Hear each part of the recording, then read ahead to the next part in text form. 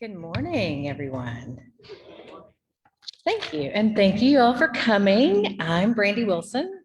I'll be serving as your moderator this morning, and it's my honor and pleasure to welcome you to the first panel of our 33rd Annual Welty Symposium. We'll begin with readings from our panelists, Ashley M. Jones, Becky Hagenston, Josh Nguyen, and Angela Jackson Brown. I will introduce each of our readers before their respective readings. After each reading, there'll be time for questions from the audience, both here and on the Facebook live stream, and we'll monitor these. We ask that when you ask questions, you come up to the microphones to do so that everybody here and online can hear. First up, we have Ashley M. Jones. In an essay up at CNN.com, Ashley M. Jones, the esteemed upcoming poet laureate of the state of Alabama, wrote, "It's no secret what poetry can do, what Black poetry can do." Echoing Audre Lorde, Jones is praising Amanda Gorman's inauguration reading and thanking her for affirming and reaffirming Jones that art, poetry, offers what she calls that quality of light where hopes and dreams can live. In Jones' own work, both on and off the page, she too is an example of affirmation and an inspiration.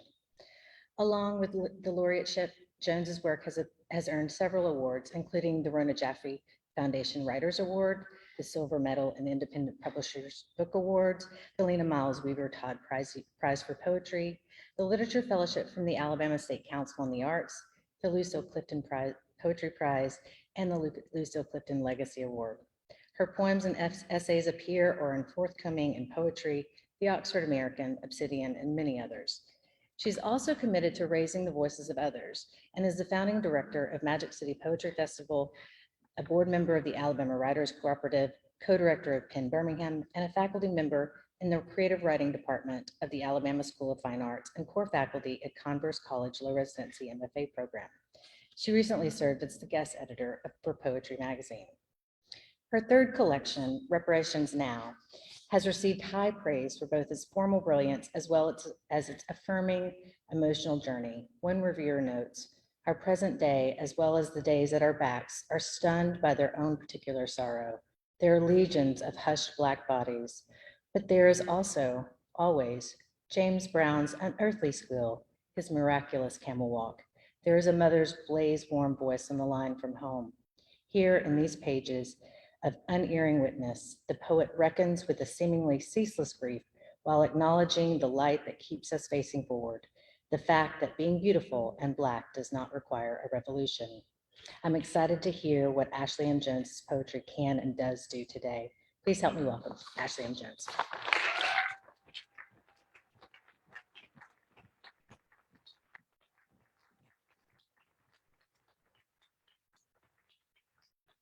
All right, thank you, everyone. Hopefully I am heard very well, okay, by these people. Hello into the camera and all of you. I'm very excited to be here this morning to start off our readings. Hopefully I help to wake us all up. We'll see if I can do that. So I've prepared to read 7 poems for you today. I always tell people exactly how many poems I'm going to read because even though I'm someone who loves readings, I'm sort of an anxious listener and I don't ever know like when is it gonna end. So I'm telling you, there are 7 poems so you can count your way down if you need to. All right, and these are all poems from my new book, Reparations Now, which is very exciting. So I wanted to start by reading a poem which tells the story of America, and it's called Manifest Destiny. And so he learned that the land could be called a name, so he called it mine. And so he learned it could be bordered with blood, and so he called it conquest.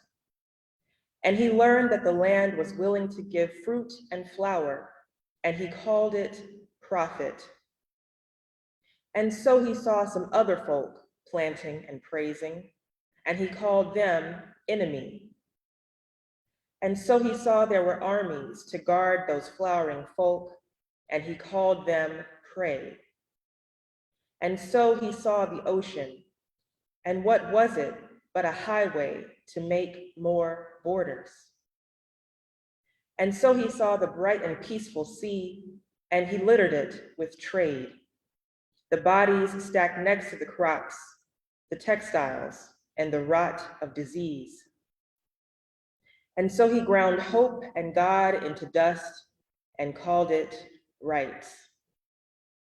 And so he heard the wind blowing joy over its people, and he sliced it up with law. And so he kept slicing for 500 years. And so he built his things around him. And so his coffers never emptied. And so he took wives and made children. And so he gave them too a price. And so he saw each blade of grass and counted it as currency. And so his blood was transfused with gold. And so he built a wall around himself to keep his many riches in, the walls encased with bone, even his heart, a fortress of muscle and money. Listen now, your past and future generations. Your hoarded hall will spoil where you stand. Yes, feel free to snap or whatever you need to do. I am not a believer in silent readings at all. So if you feel any emotion whatsoever, there are aisles if you need to run up and down them. I'm not a preacher, but I am a poet, and I think that's maybe something similar. So I heard an all right. Somebody's ready. Somebody is ready.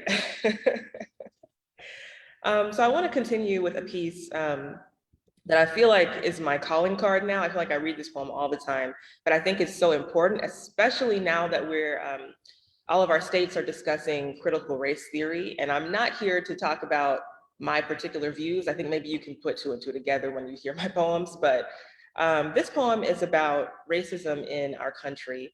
And I'm from Alabama, and I'm thinking of what Ralph talked about last night about accents. I don't necessarily have an Alabama accent. So when I travel, when I go on tour with my books and people don't necessarily know where I'm from, and they ask me and I say Alabama, I've had people to say, oh, I'm so sorry. Are you okay? Are you all right? And I always say, well, are you okay? Are you all right? I mean, we live in the same country, it's the US of the United States of America. It's not, the country of Alabama and everyone else. And it comes out of this idea that people have that racism, discrimination, any sort of bad situation only exists in the South, which we know is not true, has never been true. We can go all the way back to the founding of our country and understand that there was discrimination printed in the very documents. If you think about all men were created equal, yes, that was said, but who was enslaved at the time? If you think about that, then you sort of understand what we're fighting against and in this fight for liberation. So this poem is called All Y'all Really from Alabama. And that's true too. Everybody in the whole world, I feel like, has a tie to Alabama. It's never failed me yet. Everybody I meet, somehow they have like a cousin or someone who's from Alabama. And this poem begins with an epigraph from Dr. King. The straitjackets of race prejudice and discrimination do not wear only Southern labels. The subtle psychological technique of the North has approached in its ugliness and victimization of the Negro, the outright terror and open brutality of the South. Reverend Dr. Martin Luther King Jr., Why We Can't Wait. This here, the cradle of this here nation. Everywhere you look, roots run right back south. Every vein filled with red dirt, blood, cotton. We the dirty words you spit out your mouth. Mason-Dixon is an imagined line. You can theorize it or wish it real, but it's the same old ghost, see-through, benign. All y'all from Alabama. We the wheel turning cotton to make the nation move. We the scapegoat in a land built from death. No longitude or latitude disproves the truth of founding fathers' sacred oath. We hold these truths like dark snuff in our jaw. Black oppression's not happenstance, it's law. Thank you. And that one actually was a sonnet, if you're keeping score out there. That was a Shakespearean sonnet. Now, I didn't do the meter exactly, so you can take off points for that, but I did do the rhyme scheme and I counted my syllables. So yeah, it was fun to put that sonnet together. So I'm gonna go now to a non-political poem, which is unusual for me. And this poem I wrote after an experience that I had where I was invited to read at a local school. A colleague of mine was going to do this author fair and she couldn't do it, so she asked me to do it. And so I was introduced to the person who was organizing it and she was very excited. This was all over email, I'll say that first. And so I said, okay, great, let me send you my website and we can go from there. And after she clicked the link to my website, she emailed me back and said, oh, I don't think this is gonna work because of content. And I said, well, content, like, what does that mean? I don't understand what that means. And I think what she was getting at is that she thought my poetry wouldn't be appropriate for middle schoolers. And this was a religious school as well. And this had never happened to me before. Usually people will give you the benefit of the doubt. I am an educator myself, so of course I know how to pick content for students. But the fact that she didn't even ask me really kind of took me aback. And it made me think about all of my forefathers, specifically Sonia Sanchez, who had to go through things like this on a much larger scale. I mean, it's really because of people like Sister Sonia that we are able to have jobs as teachers and have political opinions as well and not be immediately fired. I mean, she went through it, for us, especially for Black teachers. So I said, okay, this is much smaller than that. I'm not losing my job. I am hurt by this, but I'm gonna be challenged to write a poem that's not political in any way. So I wrote this poem, which is also a sonnet until it's not a sonnet. I think you'll be able to tell when it's not. Poem in which I am too political to read at your school. And it's not political, y'all, like, at all. A rose, single, silent, and soft, opens. Red petals, tender, innocent, fragrant. What beauty, how holy. Peace unbroken in the rose's solid stem. O ancient wonder, rose of unsullied joy, I sing to the majesty of your sun-loved face. Your color so pure, petal fine as wing, leaf's thin veins a natural puzzle of lace. Even your thorns are worthy of my praise. Their spikes but soldiers keeping you from harm. A stab could set my fingers all ablaze, but still your grace would silence all alarm. Except the rose was black, and you killed it. Black, and you silenced it. Black, and you raped it. Black, and it could not vote. Black, and it got in the wrong garden, so you had to use pesticide. Had to poison its water, and all the little black rose babies. Had to stop teaching it to read. It was black, so you pulled it up by the roots with a knife shaped just like America, just like the government, just like white Jesus, just like your mouth leaking, bless your heart. You severed its roots, and you chewed them whole, and you smiled as it withered, searching for home.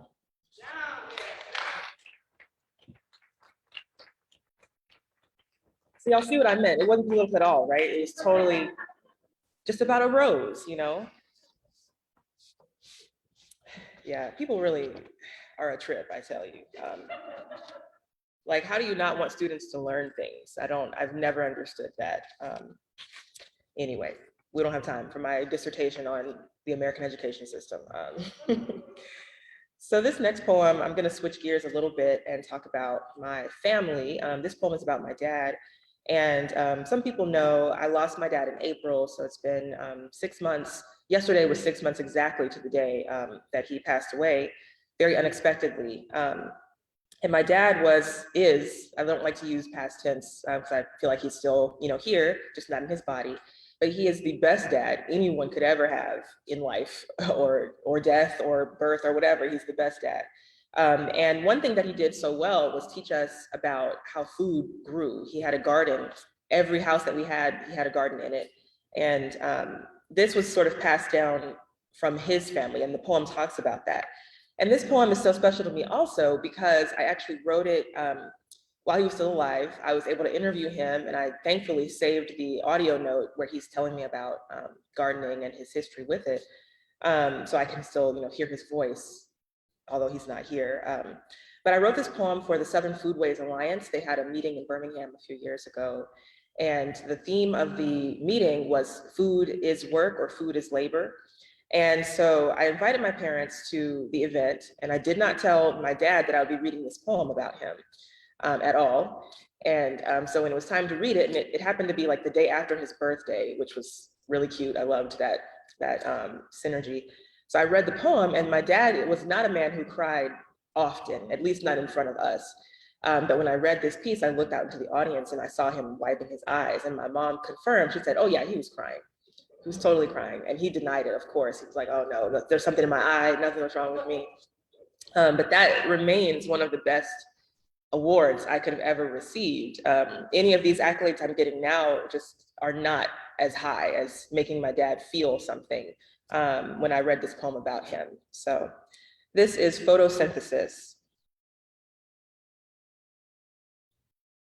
When I was young, my father taught us how dirt made way for food, how to turn over soil so it would hold a seed, an infant bud, how the dark could nurse it until it broke its green arms out to touch the sun.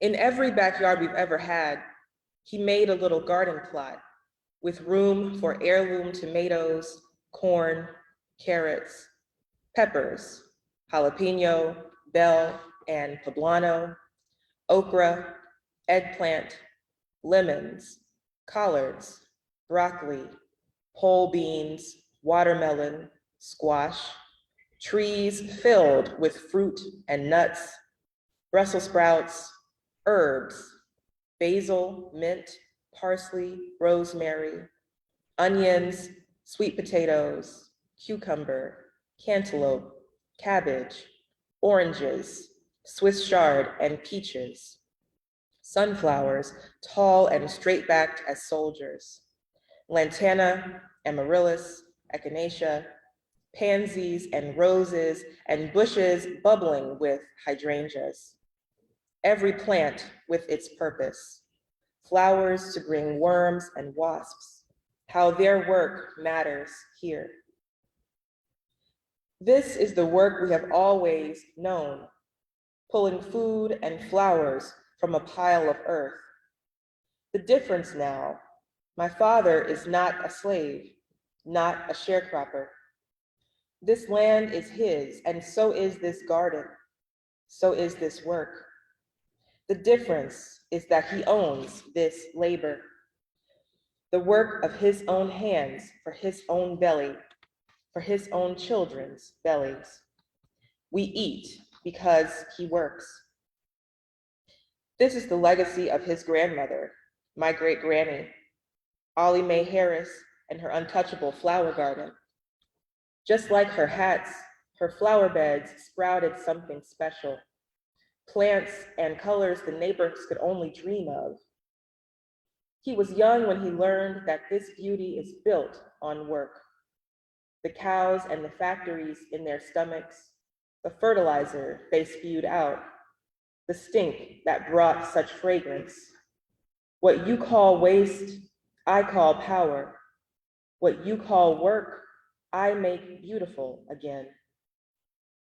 In his garden, even problems become energy, beauty.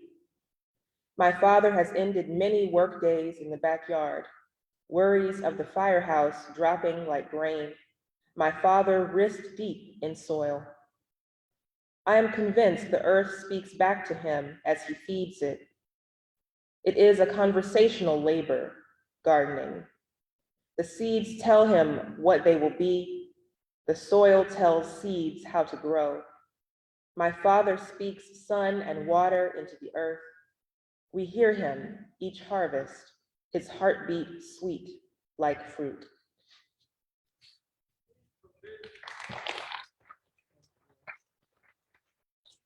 And I'm so glad that we were able to actually eat his last harvest this summer. It was really important to be able to touch and digest and enjoy the fruit of his labor, the literal fruit of his labor, even after he was gone. And I know that even though I won't be able to ever again eat his literal harvest, he's still feeding me and will keep feeding me forever. So that's for Dad. I'm glad I brought him into the room. He's always popping up, from the beyond. So I'm glad that he's here with me. So switching to another gear, this book is about all kinds of reparations, not just the political ones, but also the personal ones that we all are owed. In a lot of relationships that we have, sometimes things are taken from us, whether it's our time, our care, our things. Sometimes people keep your stuff after you break up. But there's lots of different things that we're owed. And so I explore that in this book. And in this poem that I'm going to read, I am trying to reclaim my time.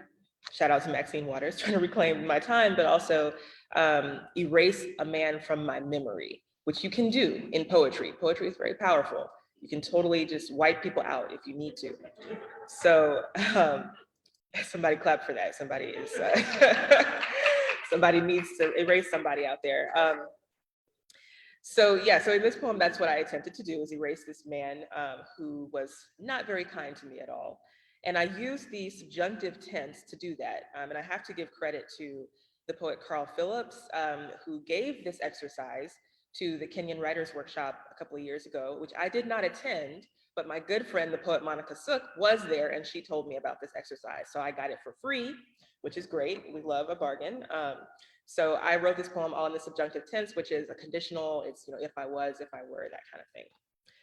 Summer vacation in the subjunctive. If I were a woman, if I were a wanted woman, if I were a woman with soft fingers, if I were on a beach with a man, if he was a man, if a man can be a man before he acts like a man. Somebody feels me out there, for real. If I were on a beach with that man and he held my hand, if I liked my hand being held, even if it was held at the wrong angle, if my wrist was ringing in pain, but I kept it there, if my heart were held wrong, like my hand, if I kept it there, if I was kept in pain, if I were pain, if I were a woman, if I were a woman before I was a woman, if I were a woman who knew her body like a woman knows her body, if a woman knew, if I knew, if I were on a beach with that man, if this time that man dissolved into sand, if the sand became hot under my feet, but my feet were gold, if a woman were made of sun, if I were made of sun, if I burned the world around me until it shone beautiful and brown, if this burning was called healing, if the healing made light.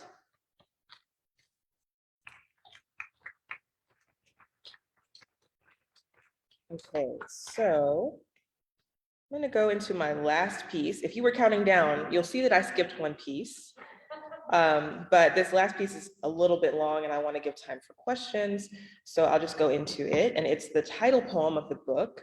And just a little backstory about this piece. I wrote it after reading the entirety of George Wallace's 1963 inauguration speech, which is an interesting read. I recommend it, but I also don't recommend it simultaneously because it's fascinating to read what he said. And at the time, we had a different president. And so I was able to draw connections between that speech and speeches I had heard on TV from that other president.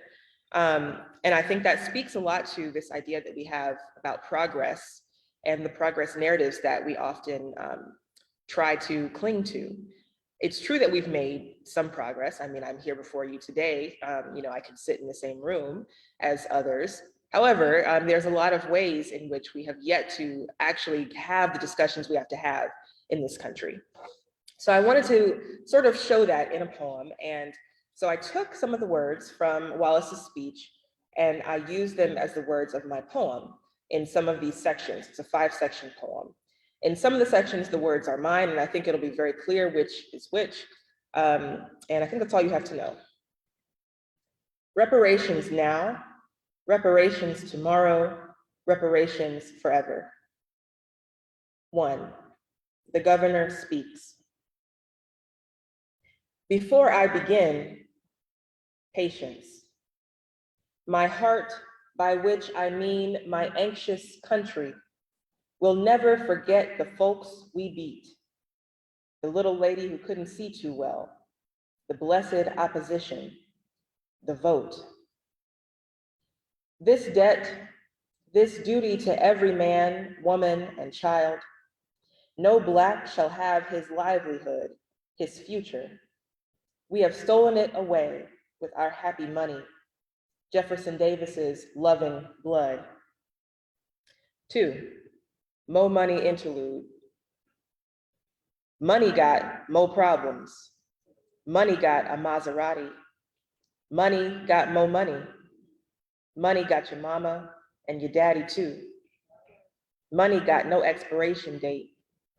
Money got pennies and paper cuts. Money got a white man on its face. Money got faces. Money is nothing Black. Even the ink is green. Money don't know your name. Money paid the price for our sins, for our freedom. Money got math we can't learn. Money says it trusts in God. What God trusts money? Jesus, money, and Joseph.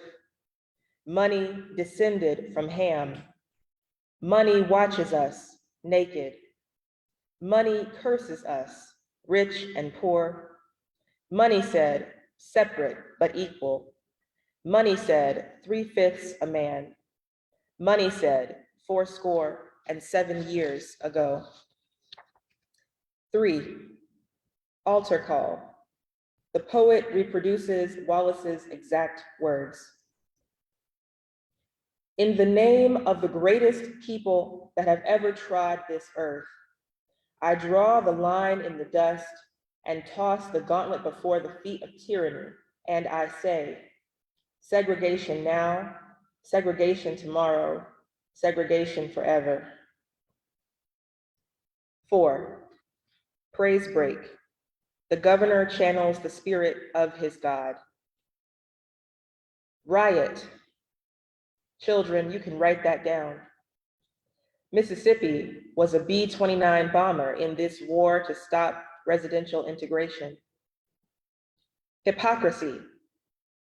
Let us send this message.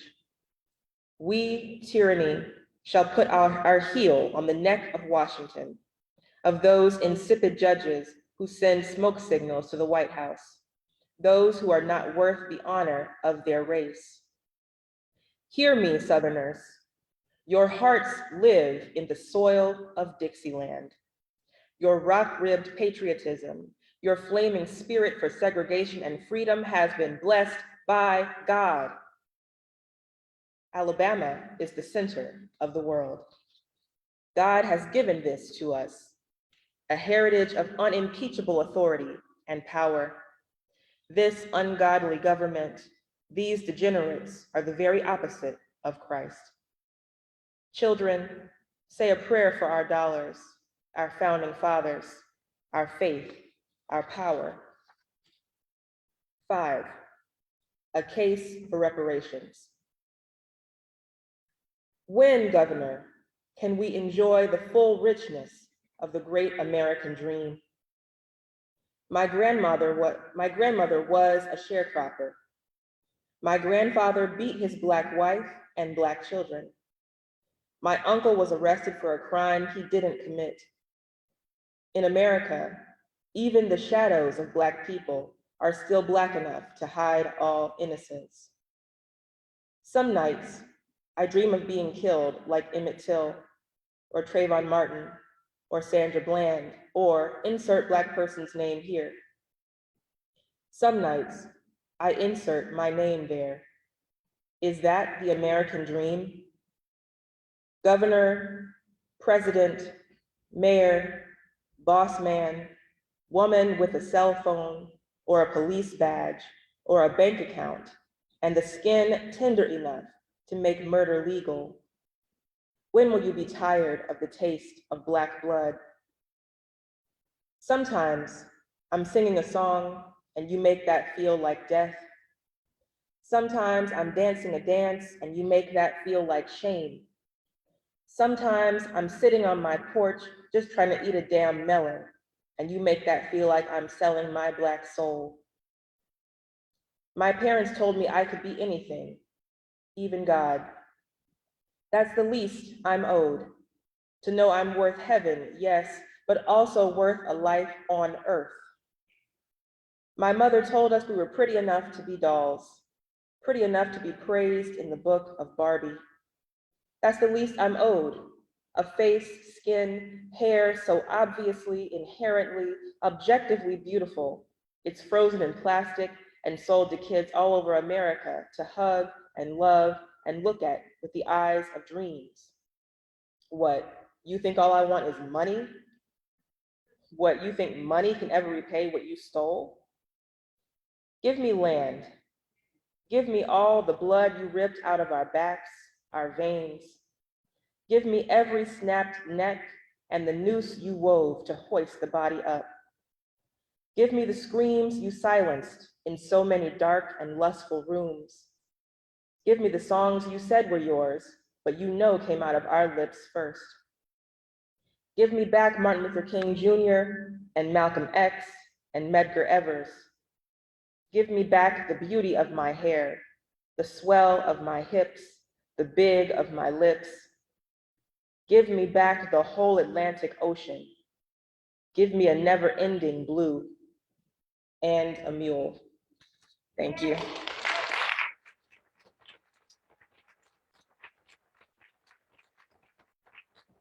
Thank you.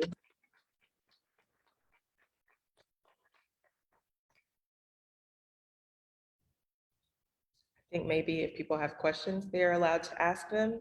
And Brandy is turning on these mics. Carla is coming down. I don't really have a question, but I have to say, Eudora. Oh, thank you. Made me proud, and I'm not the one. Oh my gosh.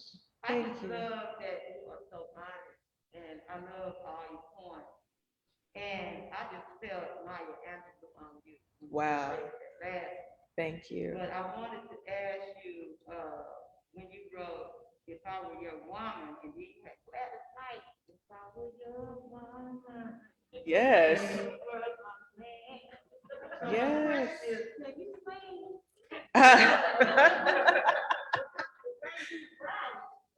It's like a song ready to be sung. Wow. Thank you, Carla, for that question. And the answer is going to be so disappointing to you. And also, thank you for those kind words, too. That really means a lot, that you enjoyed it so much and that you're proud. I know you're not my mom, but I feel like often every Black person I meet is a part of my family. So thank you so much. And thank you for being the amen corner. I heard you throughout the reading. I cannot sing. I mean, I can hold a tune, I can carry it from here to there, but I'm not a soloist in any stretch. But I do sing a lot. I love to sing, but you will not catch me singing on this here microphone. Not at all. But if you see me in my car, you'll probably see me jamming out or having a praise break or whatever at the top of my lungs. So, other questions?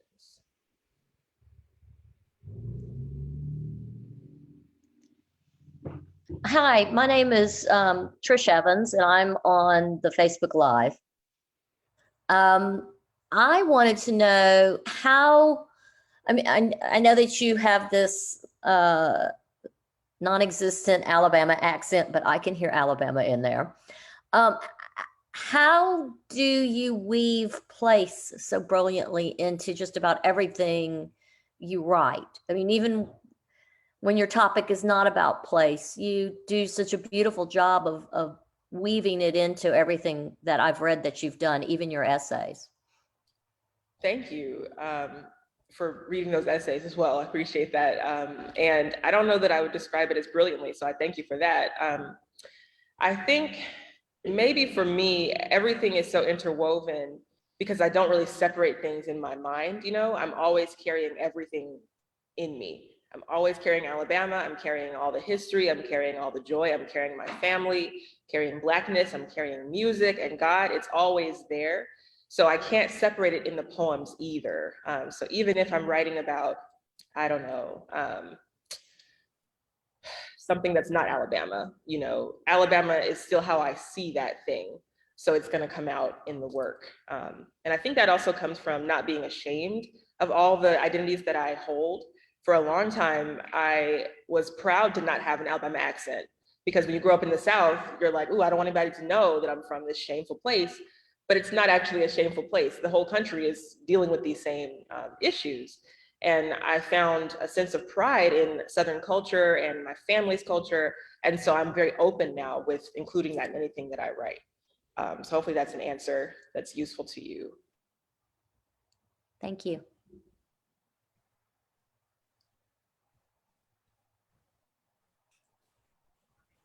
So, very first poem in your collection is this like starburst shape, and when I was reading it on my own, I was like, oh, this kind of feels like a choose your own adventure sort of situation. I can kind of start wherever I want. Right. But since we have the luxury of having you here, where would you suggest one starts that poem? Okay, great question. So the poem that is being referenced is the first one in the book, and it's called Hymn of Our Jesus in the Holy Tow Truck. And for those of you at home, Kendall, is this showing? Okay, that's it. And out there, open your books to page 3 if you have it. But it's sort of a starburst shape. And I have to give credit to Mary Shebist, I think is how you say her last name, and her book Incarnadine, beautiful book. And she has a lot of interesting forms in there. And one of them is this shape. And her poem is called How Not to Speak of God. And you can read it from anywhere. And it's very incredible, the way that she did it, because it sort of mirrors how I see God as like unending. There's no way to stop or start, it's just forever. So this poem has a similar idea. As far as where to start, I always start with, is it that easy, God? However, you can start pretty much anywhere and it should mostly make sense. There's maybe like 1 or 2 lines where if you start there, you're like lost, but I think it's pretty much readable all the way around. But yeah, that's where I begin. Is it that easy, God? And I end with toward you.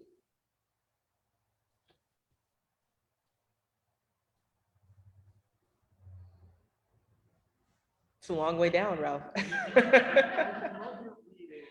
One of the question that I have for you is, hearing you read, I hear all these poetic influences, but I also hear pop cultural influences. I'm curious, what's your poetic influence, your pop cultural influence? Okay. The question was, who are my poetic influences and who are my pop culture influences? Poetically, there are so many. I mean, I have to say, first of all, Lucille Clifton is my biggest influence, my favorite poet, my like patron saint, you know, of poetry.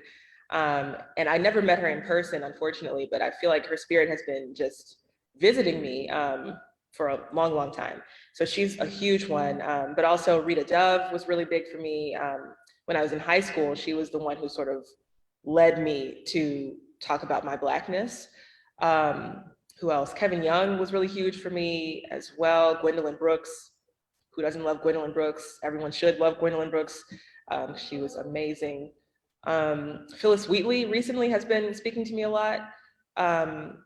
I find her work very radical, even though it's not always taught that way. I think that she was doing what she could, you know, with what she was given, which is inspiring to me as well.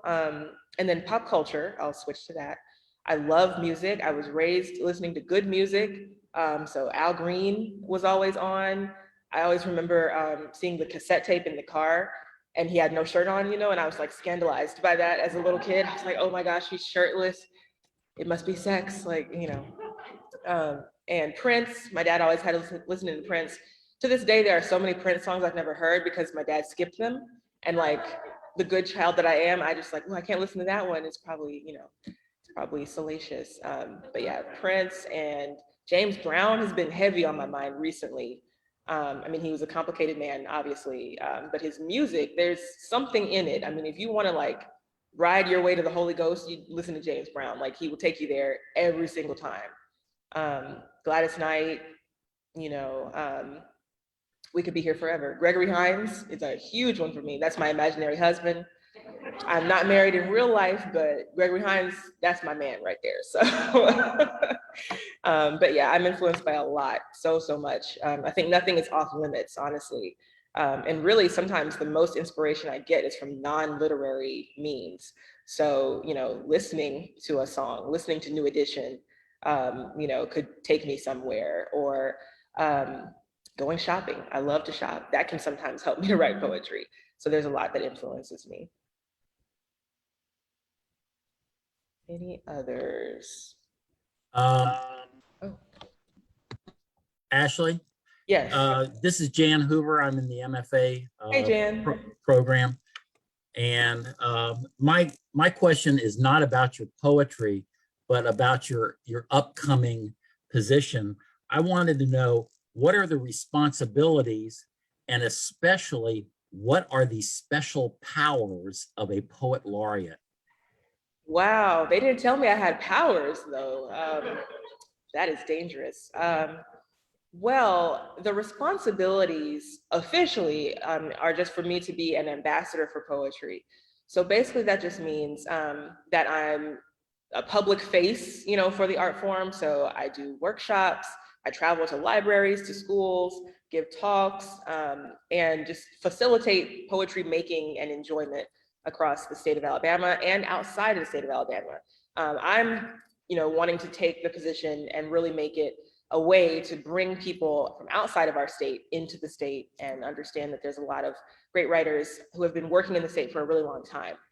For me, it's not a case of discovering the writers, they've been there already. I just want to shine a light on them and show people that there's so much more to Alabama than what you might see on the news, and that it's not, you know, this place that's full of hatred all the time. I mean, everywhere has a little hatred sometimes, you know, but it's a great place, especially for art. So those are the things I'm supposed to do. As far as powers, I don't yet know what my powers are. They haven't given them to me yet, because I haven't even been commissioned yet, actually. I'm supposed to be commissioned in December. Hopefully that happens. And when that happens, maybe then I'll be able to like turn invisible or fly or something like that. So. Okay, thank you very much. Thank you.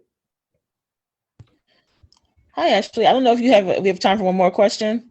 Sure. Kendall, do we have time for? Yes. Okay. Okay, wonderful. This is Alana from the MFA program. Shout out to you. Shout out to you. Shout out to you.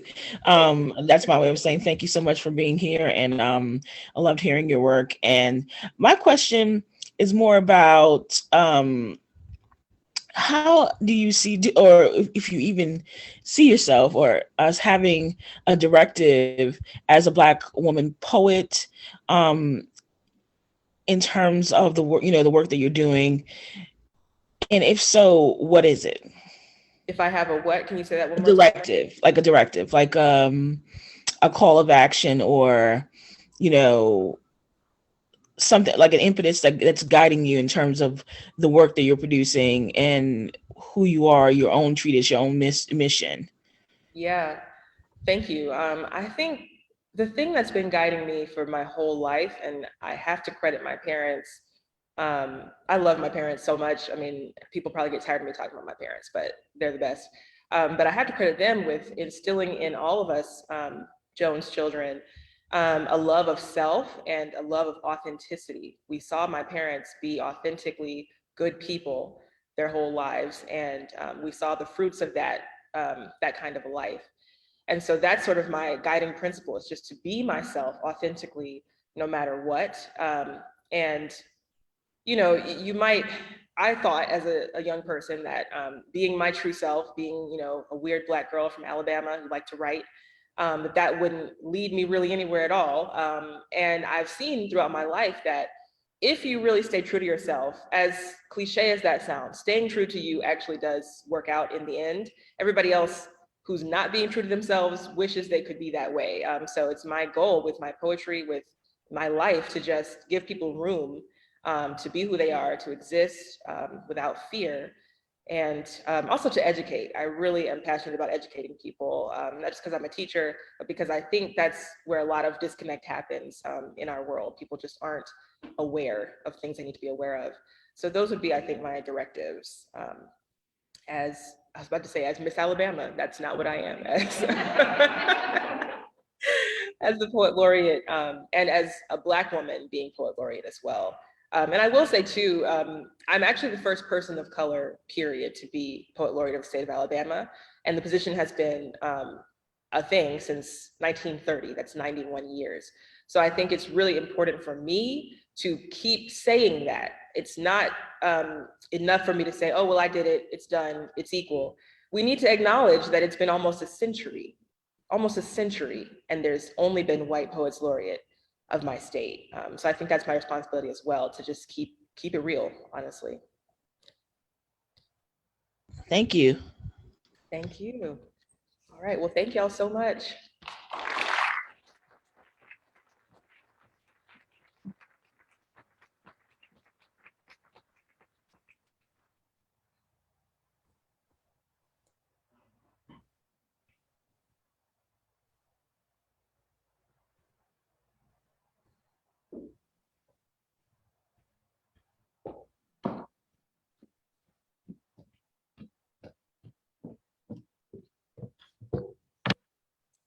Great. Thank you guys for your patience as I deal with the tech up here.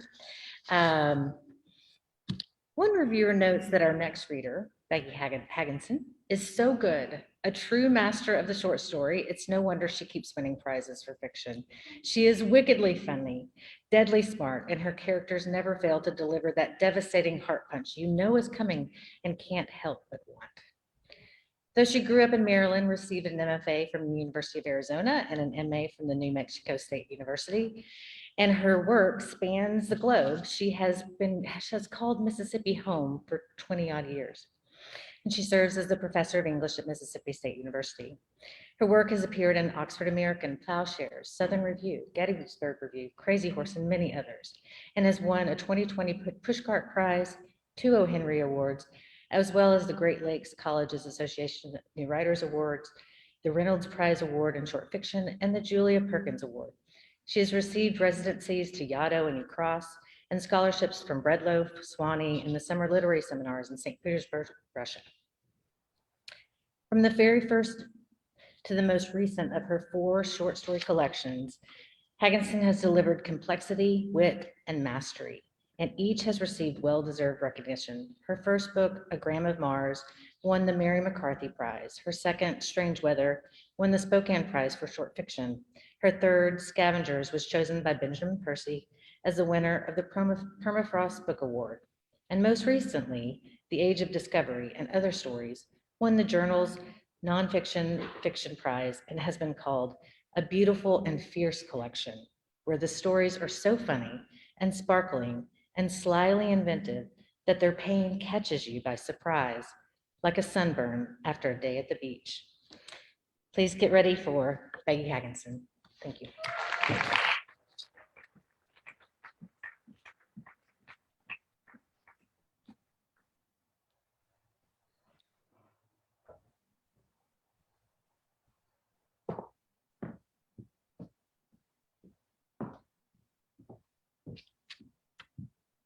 Thank you, Brandy. Thank you all for coming. I feel really lucky to be here. with all these amazing writers. Ashley, that was so wonderful. So I just feel so happy to be here. I want to thank Kendall and also President Nora Miller, and of course, thank all of you for coming. This is my 4th time being part of the symposium. My first was 19 years ago, which was the year after I moved to Mississippi. A lot of what I've been writing about recently comes from getting older, having grown up in the pre-internet world, and I like to channel my anxieties about technology and social media and the planet and the way people treat each other into fiction. I sort of feel like I'm experiencing a kind of vertigo that comes from thinking about the past and the future simultaneously. I'm somebody who remembers using typewriters and payphones, and I'm both terrified and excited about technology. So this is a story about technology pushing someone past their comfort zone. It's called Hi-Ho Cheerio, and it's 8.5 pages.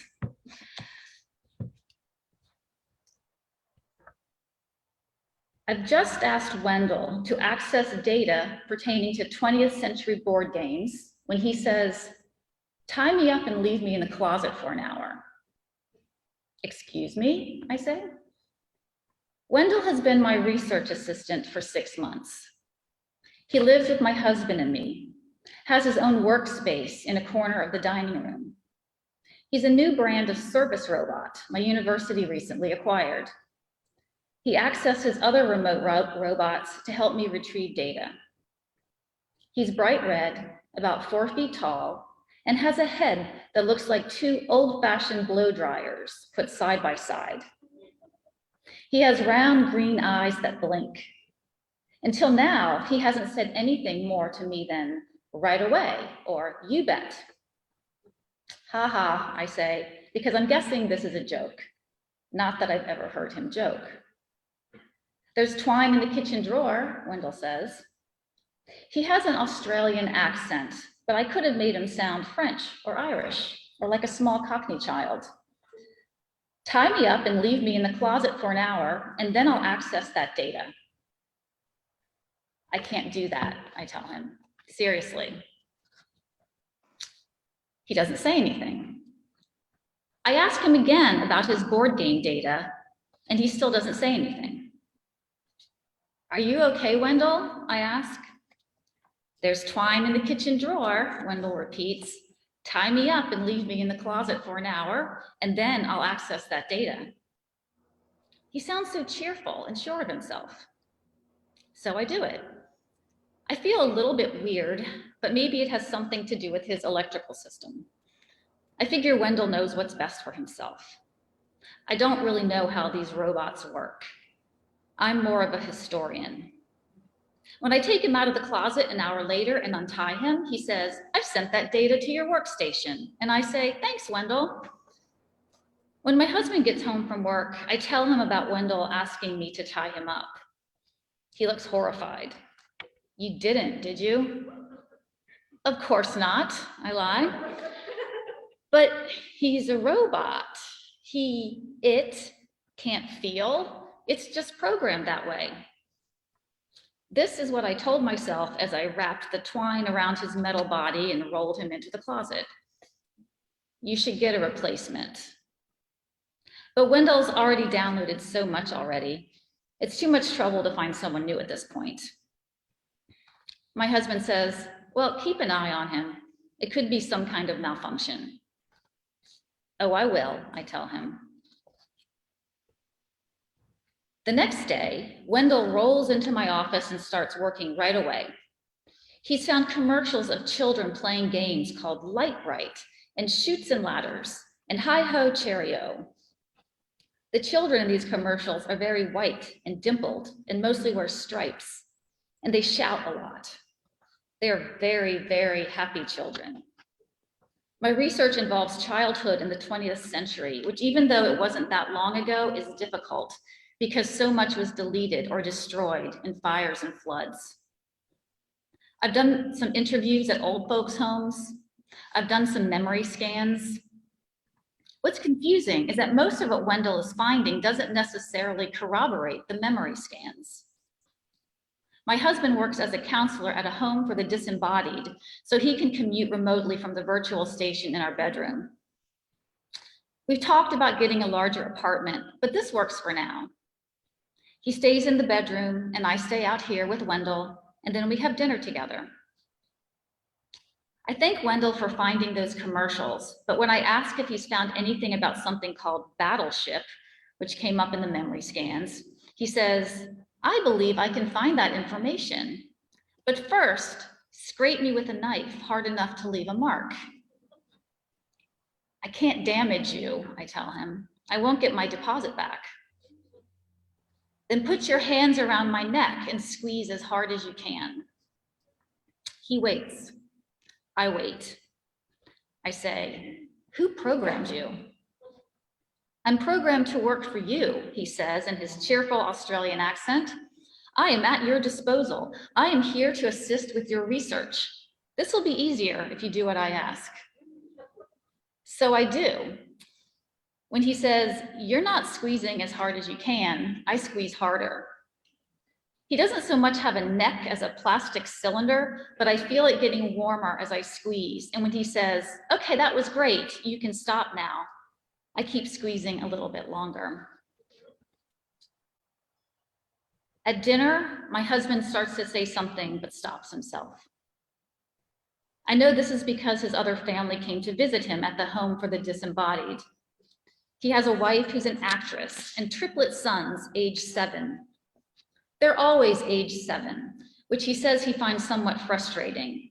How there's only so much you can do with them. How you can never hope they'll turn out to be more than they are. But then he has the opposite problem with his actress wife, whom he doesn't recognize from day to day.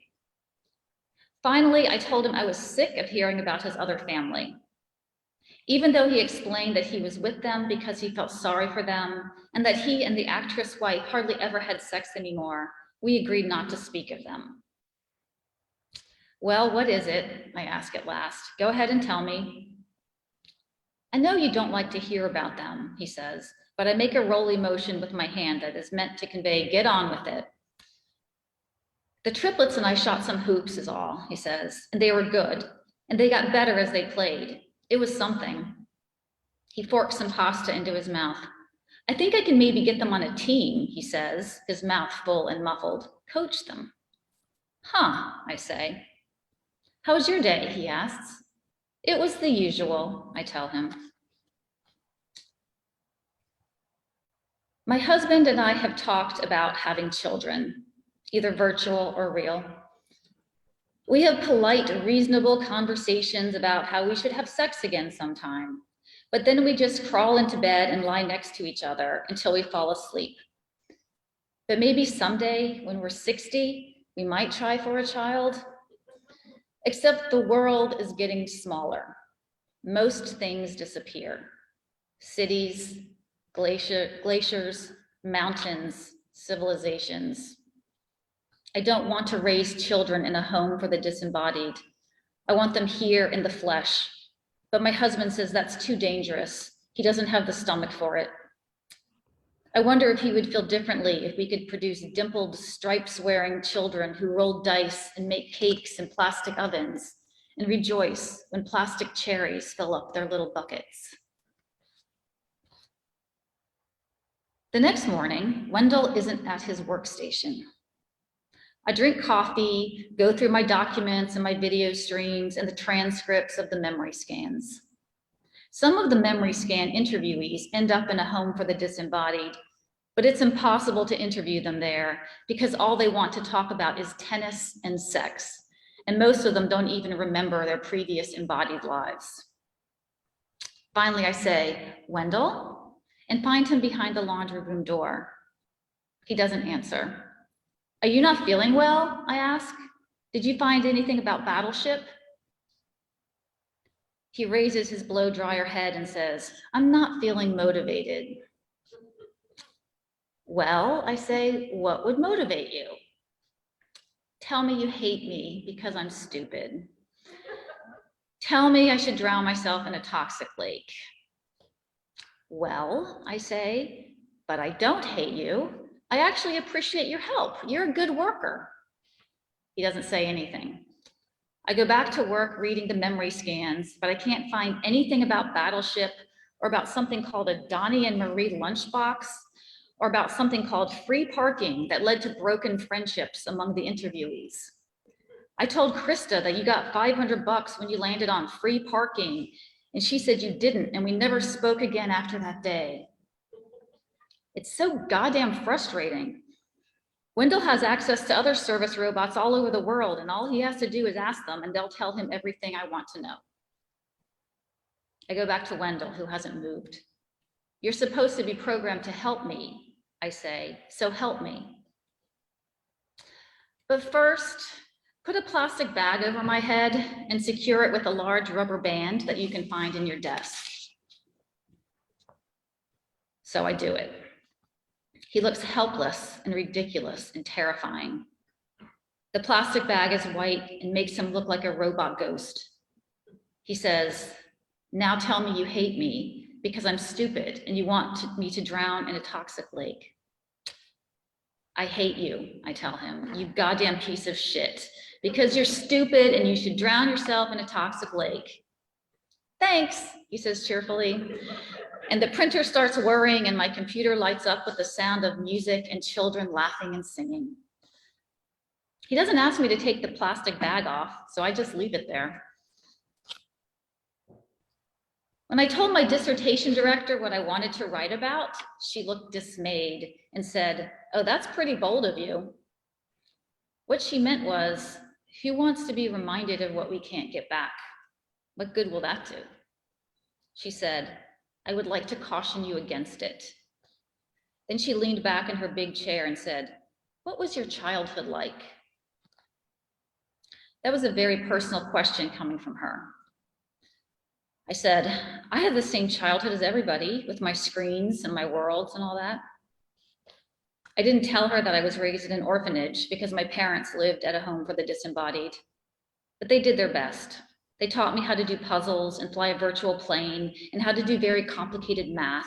And they eventually deleted themselves when they said the world scared them too much. I'll sign off on this, she said, signing off on it. But I think you'll find that whatever you're looking for isn't there. I'm not looking for anything, I told her. It won't add up, she said. And I said, it doesn't have to, because I had no idea what she meant. But now I'm starting to understand. She checked in with me last week to let me know that my dissertation was almost a month late, and if I ever wanted to finish and get on with my life, I should submit it to the department. Okay, I said. It occurred to me for the first time that she and I never discussed what getting on with my life might mean. I called the university and asked if it might be possible to exchange Wendell for another service robot.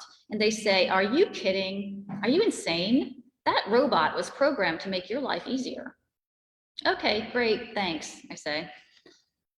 This morning, Wendell isn't in his corner. He's not in the closet or in the bathroom or behind the laundry room door or in my office. So that means there's only one place left to look. And sure enough, there he is in the bedroom. He's standing about a foot from my husband, who's sitting at his workstation, the top half of his body swallowed by the VR unit. He's lost in his disembodied world, counseling newbies, leading discussions, giving tennis lessons, coaching the triplets, and hardly ever having sex with his actress wife. I found some information about Battleship, Wendell says. He still has the bag on his head. I feel like everyone is underwater but me. I'm rarely this close to my husband while he's at work. I know he can't hear or see me. He's in his world and I'm in this one. I also found out about rock'em sock'em and music that makes you dance and dance. I want to know about these things. Then he just stops talking. What do you need me to do? I ask, but he doesn't answer. You're a stupid piece of shit, I say hopefully. You're just a piece of metal with no soul. You're not real. Nothing. I don't know what you want from me, I say. I take a pair of metal nail clippers and scrape along the side of his body, leaving a long white mark. I'll lose my deposit, but to hell with it. I write idiot on him in permanent marker. This doesn't seem like enough. I pull the bag off his head and his glowing green eyes stare, blink. I slap him across his head. I slap again. It's a game, I tell myself, like happy children used to play. Just figure out the rules. He doesn't say anything. I go into the kitchen and turn the kettle on. When it whistles, I carry it into the bedroom and pour boiling water over Wendell's head. Steam rises all around us and hot water soaks the carpet. From inside his VR unit, my husband lets out a long sigh. Wendell says, Battleship was a guessing game thought to have its origins before World War I. It's a game of strategy. In 1967, Milton Bradley produced a plastic version. The game was played on grids. The goal was to sink your opponent's ship. And he flashes a commercial on the wall of the bedroom. Two little boys sitting by a lake, one saying, J1, and the other saying, you sank my battleship, and falling backward into the water while the other boy laughs. I don't understand this, I say. I stomp my feet, and I wonder if my husband's world is shaking somewhere, if maybe one of the triplets missed making a basket. And I still need to know about free parking. What the fuck is that? But Wendell goes quiet again. And after I slap him a few more times and knock him over and call him a piece of trash, I know we're done for the day. So I put him in the closet with the old computers and the vacuum cleaner. I take a deep breath. Something is happening. A feeling like when my parents taught me math problems, and finally I could solve them. At dinner, my husband compliments the pasta and asks me how my day was. It was great, I tell him, because I have realized this is true. He says, you seem like you're in a good mood, and I say, I am. My heart is beating so hard that I can hardly eat. I say, tell me about your day, honey. He stares at me, fork suspended. Really, I say, honey, sweetheart, love? And I sit back while he tells me, first nervously, then with enthusiasm, about the triplets playing basketball and about his wife's new red hair and how he's trying out for a play they're putting on at the home for the disembodied. So he might be home late some nights. That's really, really great, I say, because I'm happy for him and for me, making such progress finally. And later, when we get into bed, I crawl on top of him. How long has it been? And press a gentle, gentle finger over his lips, his neck. What? He says, his eyes wide. My blood is rising. My fingers are tingling. My husband's pulse, a sparrow beneath my hands. Oh no, I don't think so, he says and rolls over. Is that okay? He asks, his back hunched toward me. Of course, I tell him. It's fine. I stare at the ceiling. My husband's breathing turns to snores. It's fine, I say again. And what I'm thinking is that tomorrow I will ask Wendell more questions, knowing that all the answers will confuse and infuriate me. When he goes silent, I will pound his head into the wall, hard enough to leave a dent.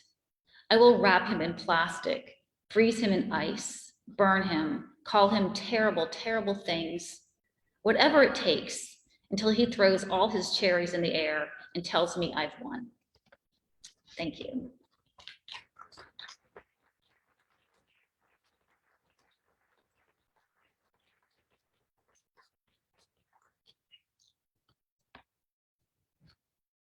Anybody have any questions?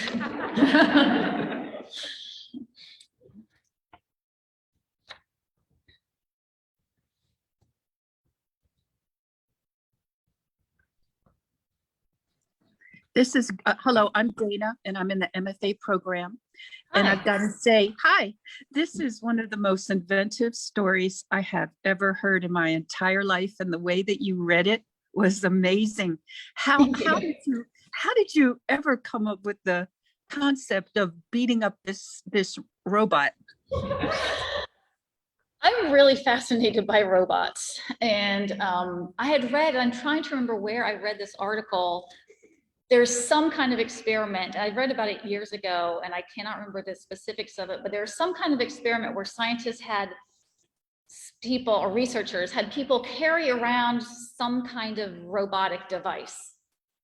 And I think after they'd gotten used to it, the next part of the research project was they were like, and now hit it with a baseball bat or something. And the people in the study were like, no, not because they felt like it was a real thing. They didn't think it was a real thing that they could hurt, but because they felt like it would do damage something inside of them, to hurt something that they, you know, had bonded with in some way. And I thought that was so interesting. And I thought, well, what if the robot asks you to hurt it? Like, that would make things even more complicated. And what would you do? Like, you'd not want to. And then I was like, but why would you? And it's like, what if it had information that you needed and it was pushed you and pushed you?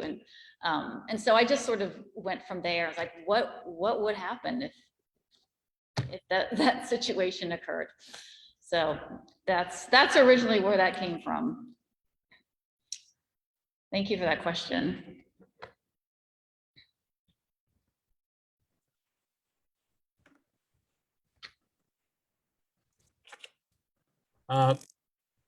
Becky, this is Jan Hoover. I'm a student in the MFA program. Jan?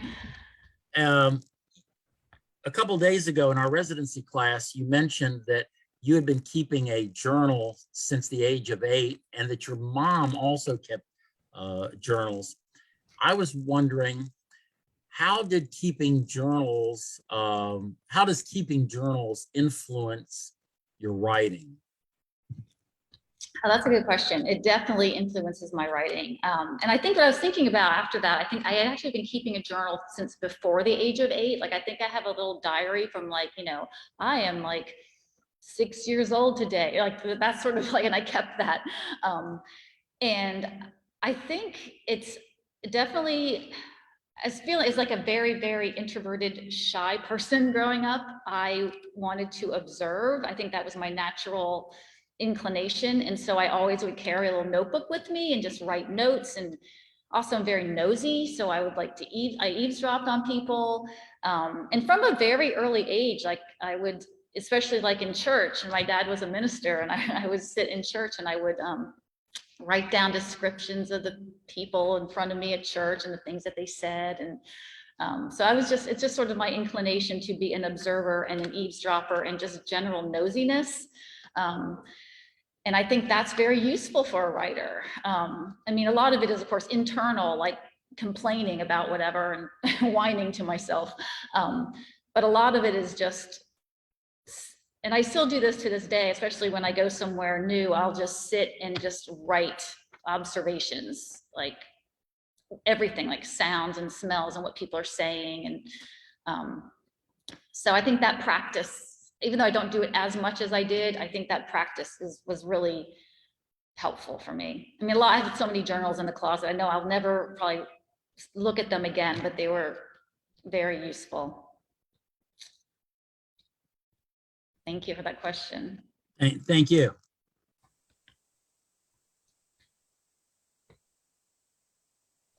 Hi, Becky. This is Aniston. I'm in the MFA program. Hi. It's nice to see you again and hear you read this story, and the way you read it really was amazing. My question is it's talking about Wendell, who I'm incredibly fascinated by, but it's talking about how this robot's been programmed to help you. But in a way, it seems as the story moves along, Wendell is actually programming our narrator, it seems like, because at first she doesn't want to beat and abuse them, but then at the end she loves it, kind of, is the way it comes across. And so I just wondered about that aspect of it. Am I interpreting that correctly? And how did you mean for that to come across?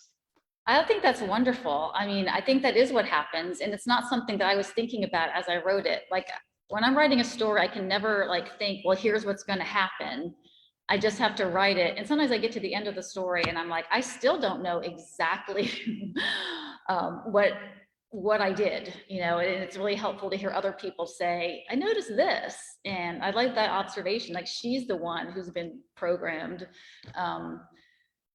So yeah, I think that is what happened. And I think that, you know, as I revised it, I think I started noticing more things like that.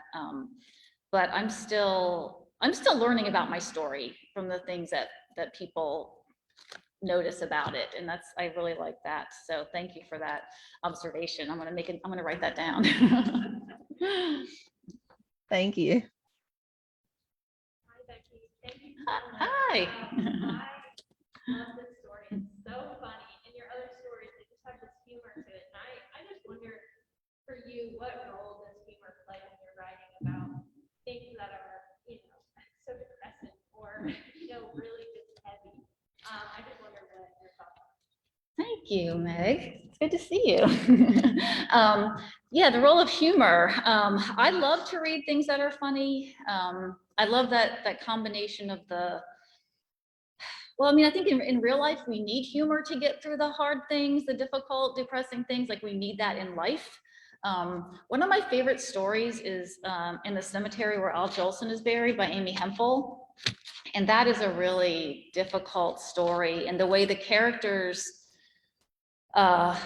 react to the narrator is visiting her friend who is dying, and they use humor, you know, it helps the characters and it helps the reader to get through this story, to get through this process. And so I think it's a valuable, I think it's like a coping mechanism for me as a person. And I think that's how it somehow gets into the stories. Thank you. Becky, this is Angeline Latta, and I'm also in the MFA program. Hi. And I was intrigued by your introductory comment when you said that writing helps you channel, I think I'm remembering this correctly, your anxiety about the past and the future. And I enjoyed your story, Perishables. And I just wondered if you could say more about how that helps alleviate your anxiety. Yeah, so Perishables is a sort of like a dystopian Mississippi story. It's like the internet is no longer, there's no internet, and so people are just there's like intermittent electricity and no one's really sure what's going on. And there's, you know, more and more I'm very anxious about social media. I'm not a person who's good at it, who likes it.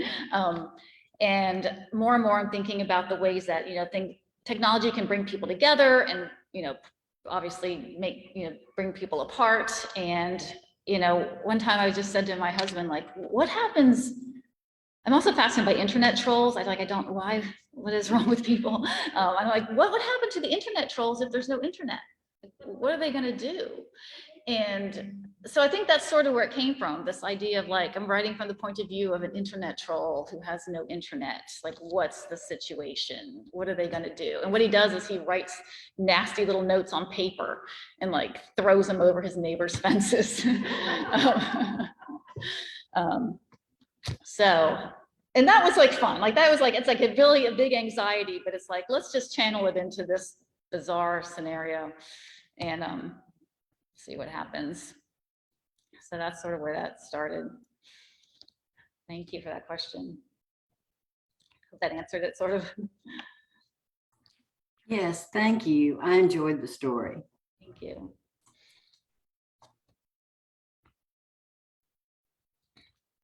Hi, Becky. It's Alana from the MFA program. Hi.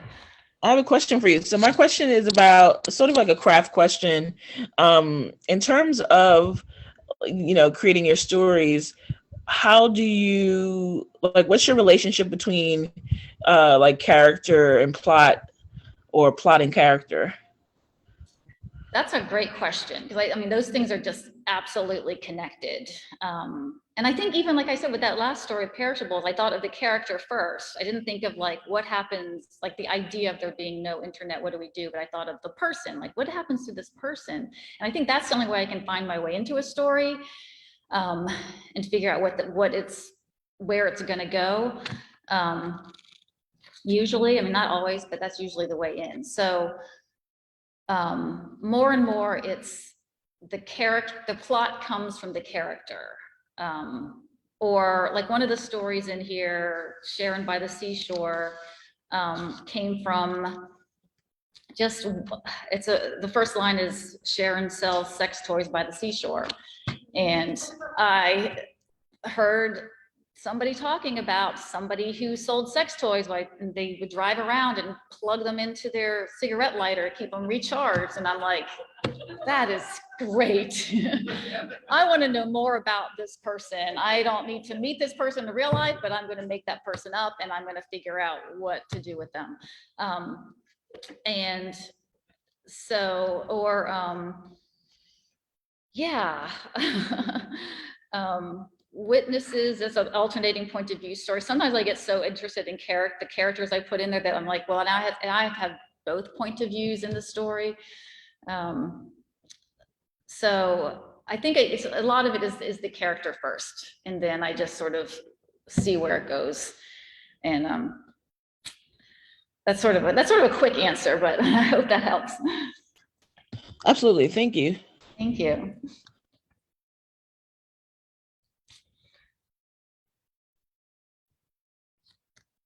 All right, well, thank you very much, everybody. That was, really enjoyed that. Does anybody have any questions or? All right, well, thank you.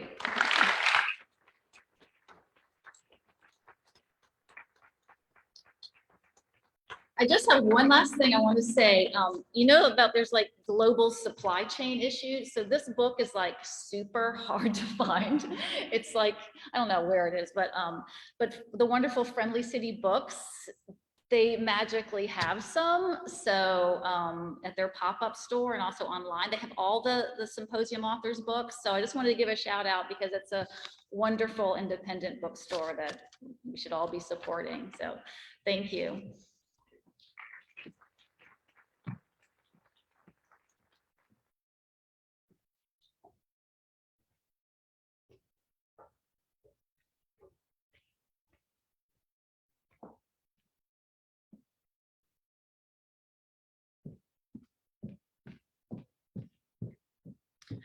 All right, we're going to take a short break for 5 or 10 minutes. So help yourself to refreshments in the lobby or take a bathroom break, and we'll be back in 5 or 10 minutes. Thanks.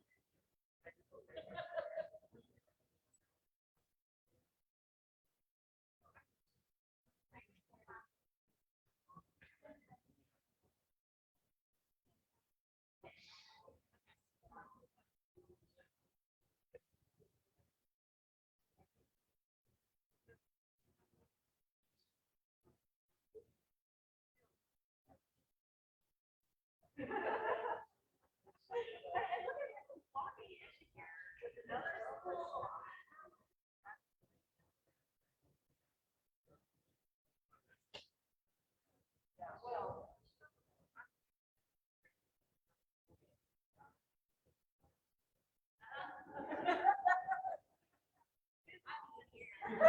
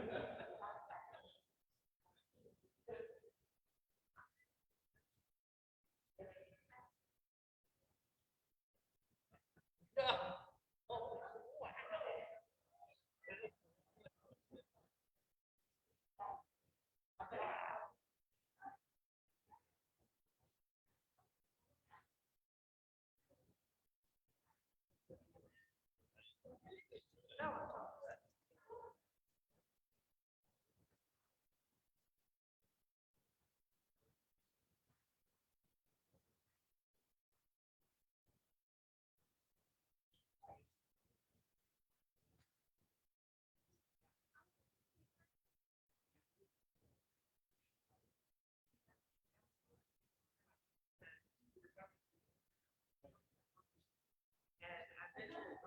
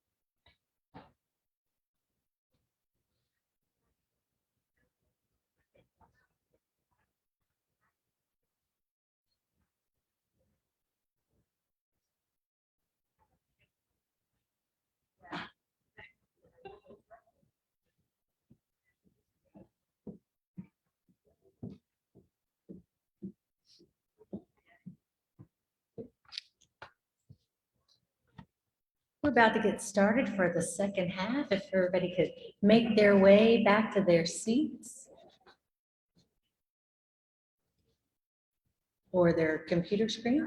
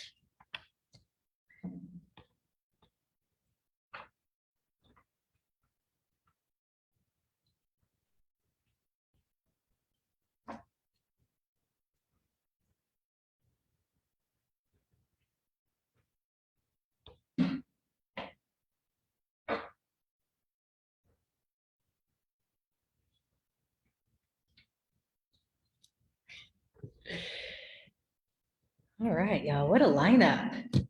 Two great writers this morning and two more coming up.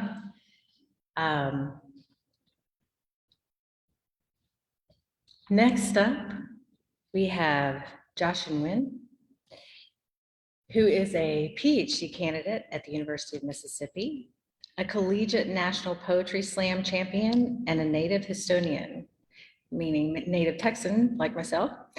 The author of the chapbook American Luba for My Mother and Come Clean, his forthcoming debut collection, and the winner of the 2021 Felix Pollock Prize in Poetry. He's received several coveted fellowships, such as at Tin House and the Vermont Studio Center, and has published widely in such notable journals as American Poetry Review, the Texas Review, and Crab Orchard Review. In a recent interview with Lupe Mendez for Poets and Writers, Nguyen confessed to gravitating towards creative nonfiction rather than poetry during the pandemic, because he says it's easier for his humor to come across in that form. And during these dark times, it's laughter he needs more than ever. Although his debut collection won't be in our hands until November, I would argue that even taking a glimpse at his titles, you would find an evident, if unique, humor present in his poetry. For example, take his poem titled, Marie Kondo is My Hero, a lesson in folding undergarments, or A Dirty Floor in the Key of Elbows, or my favorite, After I Was Mistaken for the Stripper while delivering barbecue to an all-white bachelorette party.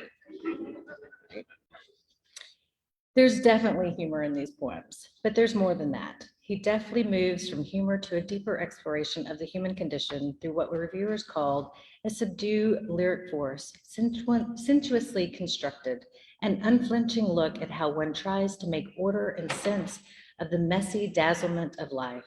Josh Nguyen is witty, deeply caring, and unafraid of mess, an exciting and necessary voice for the future of American poetry. I can't wait to hear what he has to share with us today. Please help me welcome Josh Nguyen.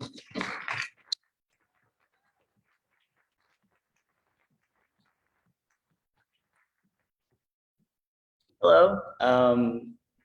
Some of y'all might have been here, but I passed out handouts. Shout out to my teacher cap before this reading because, like she mentioned, my book was supposed to be here by October 5th but then because of supply chain issues, it got delayed to November 30th. So my book isn't here. You can't find it. So these handouts, which I'll get into later, kind of help contextualize the images and themes of the book. But because my book was delayed, this is technically my first event for the book. So I'm glad to be here with y'all in Columbus.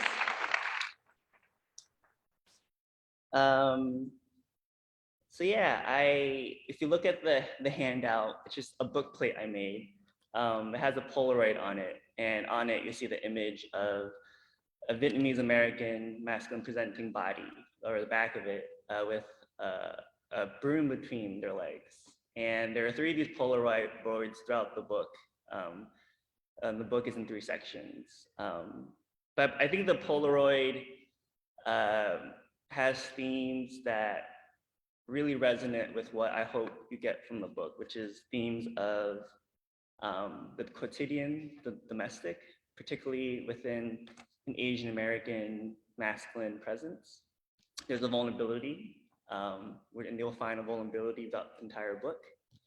And I've been thinking a lot about what Amy Newscomb taught me called the acrot, which is like whenever you look at a poem, if it's long, it's in sections. Oftentimes, there's like something that separates the stanzas or the sections. It could be like a dash or a wavy symbol. And my acrot, I think, is going to be 2 brackets. So if you see on the handout, Come Clean is in 2 brackets. And throughout the entire book, I use 2 brackets a lot to separate things, to enclose things. And I think about Cummings and how he uses parentheses. I think about Joy Priest, whose collection, Horsepower, she uses a target symbol, right, as a acrot. And I love this use of the bracket. I think because a bracket, it can contain something that's unsaid or said, something off screen, and it can hold breath. And I think a lot of the poems in my book I'm trying to contain breath, especially in the unsaid, which is something that we talk a lot about in the Asian American community.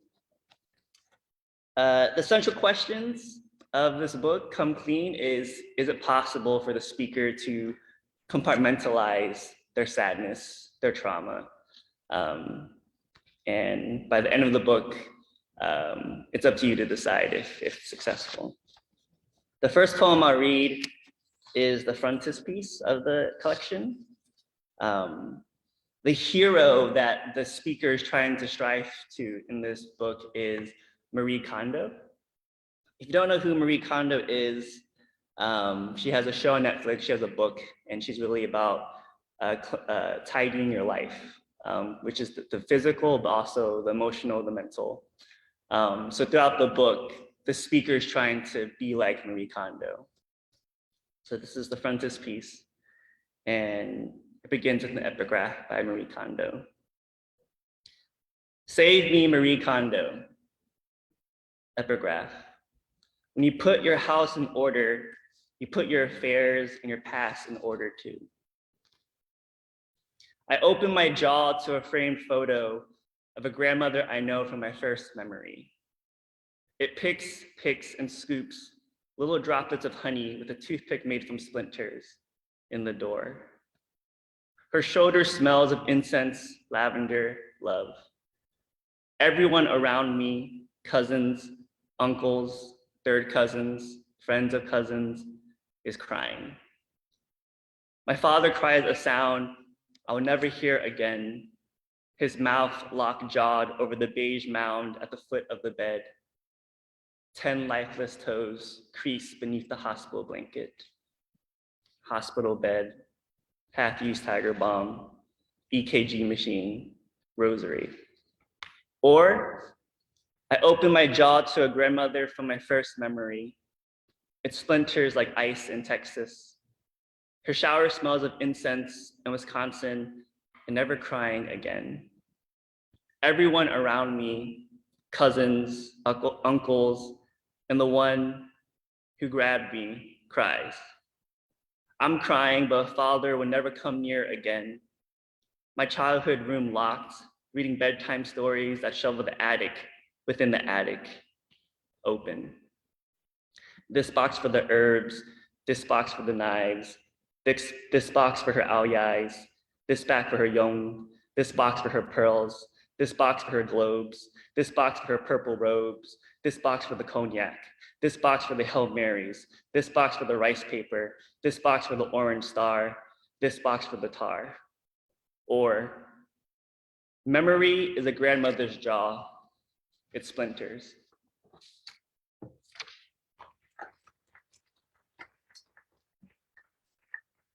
I'm gonna read these next two poems back to back. My birthday is March 4th. I love it because it's also a pun to March 4th, go forward. So yeah, March 4th. Tell the priest to wait outside the hospital room.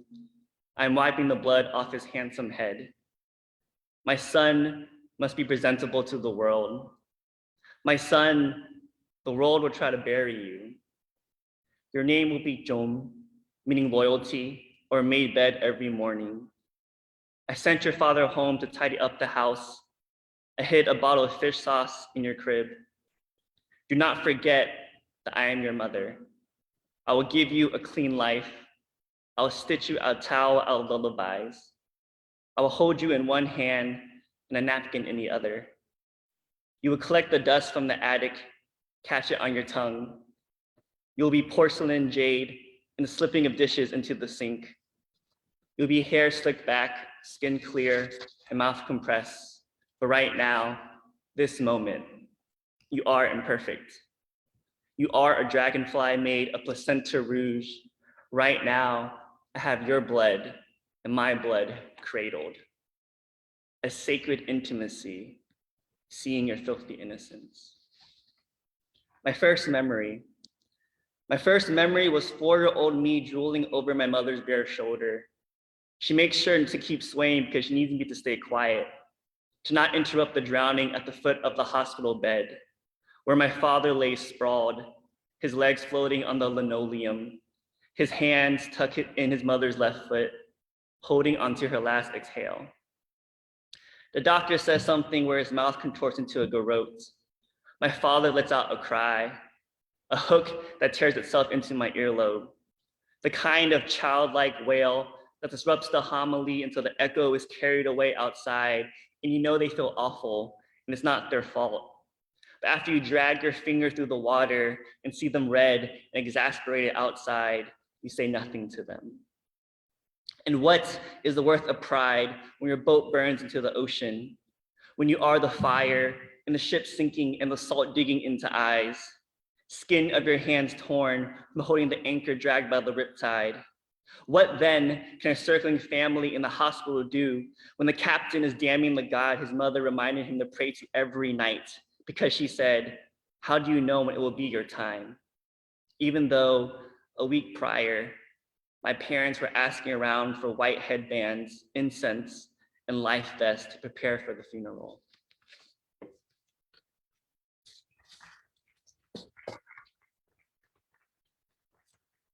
So yeah, it's cool because there were a lot of things that happened when the book got delayed, but because of that, I made these cool book plates, which I think are very interesting. And even like the Polaroid itself is its own kind of bracket, right? A bracket of like imagery of a space surrounding the central thing in the figure, the white space surrounding the actual image, the white space around the Polaroid. If you go to my social media, I made this whole thing of like a bunch of different like Polaroid posts with different images of quotidian settings, taken by Elissa, my partner. So I'm really trying to embody the sense of tidiness and the struggle with that, with sadness. My Marie Kondo manifesto. There's an order for the way you order: clothes, books, papers, kimono. Kiss your items one last time. Bedding for the guest that never comes. Empty bottles of cognac on the shelf. And all the postcards from Mississippi. Does it spark joy? Clothes, books, papers, kimono. Store everything away. Things barely used will shift towards the back. The back of the drawer filled with fancy socks. Light that never reaches underneath the bed. Clothes, books, papers, kimono. Shoe boxes as little homes. Shoebox lids as shelf liners. Catch the spices as they fall. Clothes, books, papers, kimono. Take everything out of their crevices. Memories you can't forget. Photos that develop with red eye. And unbleachable clothes. Books by authors that will become monsters. Papers ripped from the diary. The rest of the kimono stacked above the cabinets. Embrace the dying of the dust. Conquering eternal entropy. Fabric feathered with the past. Spines misshapen from labor. Documents that tell you to go back home. Clutter reaching the corners of your ceiling. Tidying is the act of confronting yourself. Live for this unpacking, for this organization, the neatly packaged jade bracelet, the white bins in the cupboard, the 13 trash bags at the end of the driveway, a breathable space to sprawl, sweat from the tidying, legs and arms quartered by the corners of the room, see the room clearly, the walls peeling your whole life, beneath the primer, more wall.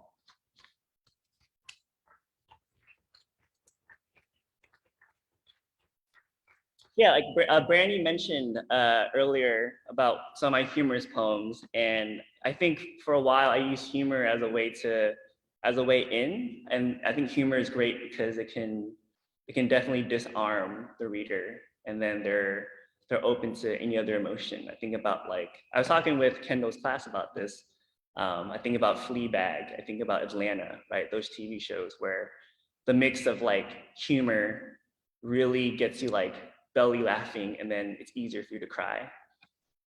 So yeah, not all poems are based off reality, but this one is based off a true story. I was in Austin, Texas doing my undergrad, and I had to make ends meet, so I did a lot of food delivery jobs. And I was delivering barbecue, and I got to this place, and I thought it was a stripper. And at first it was funny, and it was kind of shocking. And then I was like in a very epic room surrounded by all these white women just staring at me, waiting for me to do something. And that gaze, I think about all the time. And that gaze is kind of what inspired the form of this poem. I feel these gazes like in Austin, Texas, you know, or in Oxford, Mississippi, sometimes when I go into different places. This idea of, you know, looking foreign or looking different. So yeah, after I was mistaken for the stripper while delivering barbecue to an all-white bachelorette party. 1, if I had a stripper name, it would be pork loins. Marinated in my mother's seasoning, I am mostly bone, but my butt is meaty. My neck is long, but you can still love me if you want to, briskets. In the eventual end, it will be my own doing. If I had a dollar bill for every human being who wanted to see me naked, I will still be paying loans back. Being wanted was never simmered. I am the lamb's wool and the wolf crying beneath thin skin, licked between my ribs in rich blandness. I am best served with oyster sauce. 2, and there I stood, a bag of meat, head in the crosshairs, unknown terrain, door closing behind, young deer in the trenches, stay motionless. Don't make the first move, kindled fire, feet too warm, apple between the teeth, arrow pointed to the navel, knives and forks and stomachs, lack of fat, sucked bones, upside down, blood draining, unconsciousness. Serpent at my throat, boiling rice. Serpent in my throat, not clean. Serpent down my throat. 3. Is this what being a sacrifice smells like? 26 jewel-studded cowboy boots circle me, tongues glistening in the spur of heat. Dim sum depression. Watch the guylan shriveled, drowned in oyster sauce, legs over the edge of the white plates, where the white garlic still has some shell, still wants to fragrant the room. The shrimp dumpling opens before the bite, cold in the middle, similar to the touch of the tray it sleuths in. Left over at the end of the meal, the bill unpaid for. Only I like the chicken feet, so everyone gazes at the digits I cry over, whip and chew. The limbs come alive in my mouth, just to fall asleep in my throat. Bring on all the beef tripe from the back of the kitchen. Don't cringe behind the teapot. Holy cow intestines piped by the ginger, burned and feared by all who witness. Watch the attendants push their carts into each other. A collision of turnip cakes who worked long hours without a break, paid under the table, pills wrapped in translucent rice noodle sheets. I've been doing a lot of virtual readings. This next poem I try not to do anymore because there's a point where I ask Alexa to do something in the poem and then my actual Alexa goes off the walls. So shout out to in-person reading because I can do this without fear unless someone has an Alexa product somewhere here. If you do, it'll be just hilarious. This poem came from a pun, of course. The phrase one night stand. This poem is called One Night with Stan. Yes, we can go back to my place. Yes, let's be old-fashioned. Let's take a cab. Yes, this is where I live. Yes, I live alone. Yes, you can come inside. Sorry, my place is a mess. No, you're being too kind. My place is usually more spotless than this. Yes, can you take off your shoes if you don't mind? Yes, feel free to have a drink, help yourself. No, sorry, do you mind using a coaster? Yes, I'm one of those coaster type people. Yes, that's a picture of my parents. Yes, I can put on some slow jams. No, Alexa, John Legend, not John Lennon. Yes, now where were we? No, I do like dirty talking. Yes, you can take off my Henley. No, well, hold on, you threw it too close to the trash can. Yes, well, I don't like the idea of my clothes as trash. Yes, sorry, I'm almost done folding my shirt. No, I don't think we're moving too fast. Yes, you can kiss against the wall. Yes, we can foreplay on the, well, let me put a dirty sheet over the bed. It's not like a dirty, dirty sheet, like a sheet for sex. A sex sheet, some would say, but it's like a sheet I put over my bed for when I'm dirty. Yes, exactly, so my dirtiness doesn't contaminate my clean sheets. No, you're right, I'm ruining the mood. Yes, I want you to ruin me. No, you can grab my neck. No, I'm totally fine with it, as long as you washed your hands. Yes, I'm just joking. Yes, I know you went to the bathroom at the restaurant. No, I'm not implying you didn't wash your hands, although you technically did touch like 3 doors on the way here. No, I'm just saying we touch a lot of things today. Yes, I'll be right there. Yes, we can talk in the morning. No, I have to shower first. That's in a high bun. Shout out to the high bun form. This next poem I wrote at the Kundiman retreat, which is a New York-based nonprofit that kind of cultivates Asian American literature. And if it wasn't for this poem, I wouldn't have written this collection because I read it there and got a lot of love and praise. I have my chapbooks here. I don't have, the full link isn't here, but my chapbook is at the table, and the chapbook has this poem as well. It's based off my favorite Vietnamese dish, thit kha. Yeah, if you haven't had it, I'm not sure if you can find it in Columbus. I don't know, actually, I need to explore.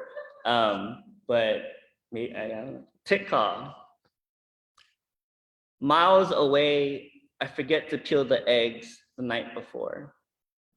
Miles away, I forget to buy the special brand of coconut juice. Miles away, my mother is laughing once I swallow my pride and call. It will never be quite the same, she says. Just try your best and finish your food. When you buy fish sauce, you must remember to wrap it in newspaper. If the bottle breaks in the car, the stench will haunt you long after the car is compacted. She tells me that it's okay to cry because the yolks still aren't hard enough. I am blessed to have a mother who talks about death, who knows her mortality. I imagine my mother's passing, and I know she won't have enough grandchildren.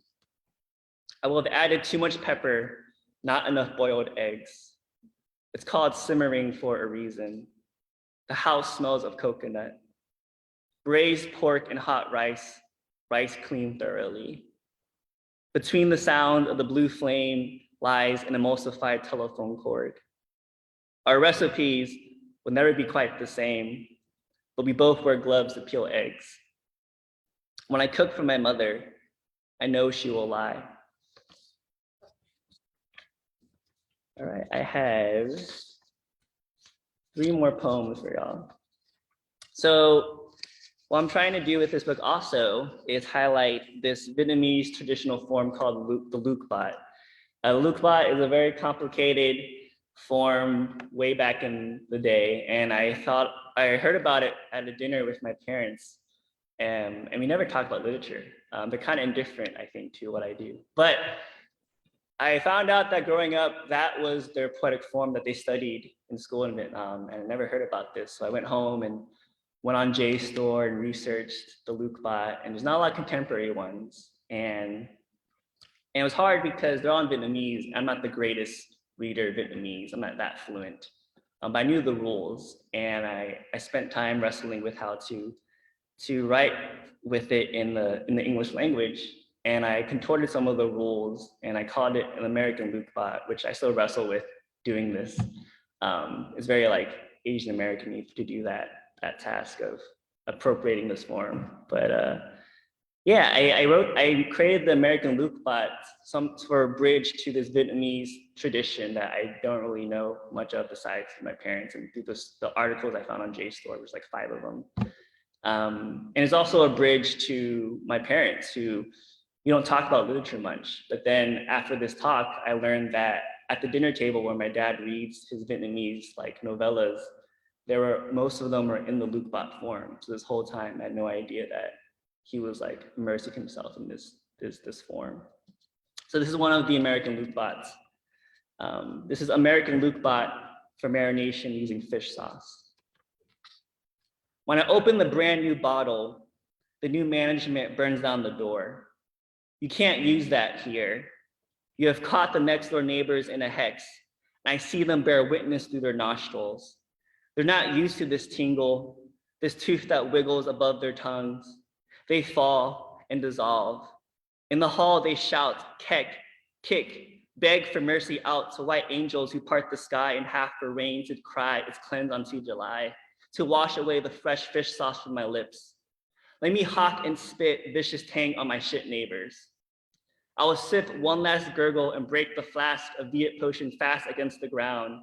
Witness a hole burn the floor in the way I start to season a dish and their mouths will flay open.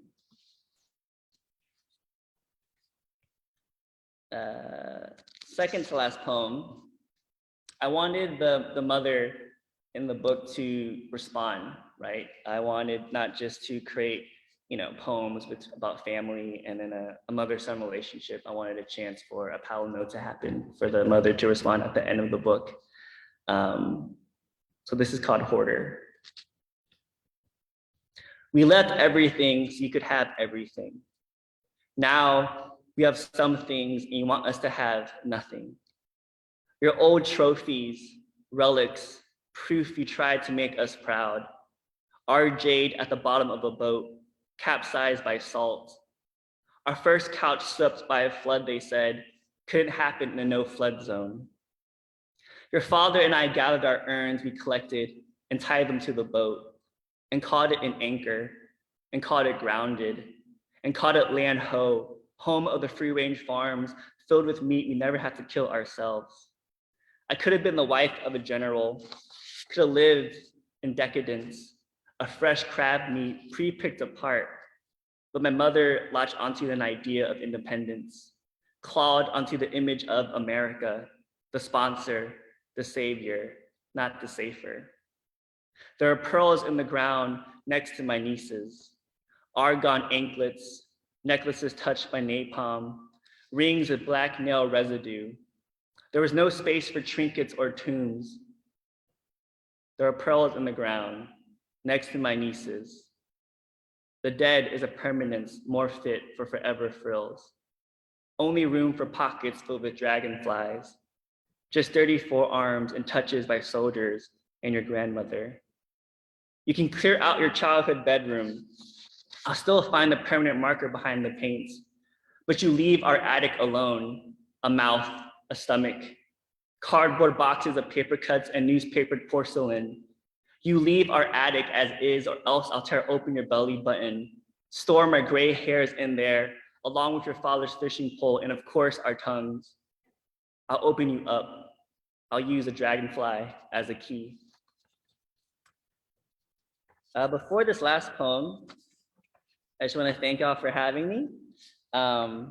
Thank you to Brandy, to Kendall for sure. Me and Kendall emote so much throughout this process, is awesome. Ashley, Becky, amazing readings, thank you. Can't wait for Angela as well. I talked a little bit about how when I was doing the Lookbot and the American Lookbot, I wrestled with that idea of like, taking the form and contorting it for the polysyllabic English language. And I still wrestle with that now. I also think putting American right in the form is a type of violence that I wrestle with. And it kind of cuts to the hyphen of being Asian American, this idea of what to take from the past or from a past culture and how to adopt that for how you live now, especially if you live in America. So this is a type of palinode, and a palinode, if I don't think I said, is a poem that kind of responds or retorts back to an original sentiment. It can be within the poem or between poems. So this poem is called A Failed American Loop Bot Responds. How much of me must be written before I am just another bastardized item? My accents will soon leave their letters to float away across another ocean, find them in Texas or Mississippi. Find them under outstretched tongues, broken down by enzymes, spit, and fast food. A form can starve to death, you know. If the libraries burn, who will think of me? How many queries until I find home? A Gracian urn devoid of my ashes, can I burn enough ink for you? Can I be read from fathers who don't speak, who find love in Vietnamese fantasy? Oh, monosyllabic birthplace, can I self-colonize myself? Be the fusion the world doesn't want to see. It is written, therefore it exists in the third generation, the father's father, the author, and now me. In between self-hatred and self-actualization, I exist, so who will abandon me first? Who will shun me beneath the floorboards, you or myself? The author or the border? The home broken by war or the broken home by the bayou? Shake the soul out of me. Yellow secret blending in with all the carbon, supple slurped, whispered, and incensed by the head knee mourners. A mother would not ask what happened. Instead, she would take the white headband at my funeral and burn it with incense until the Holy Ghost cries shame. Thank you.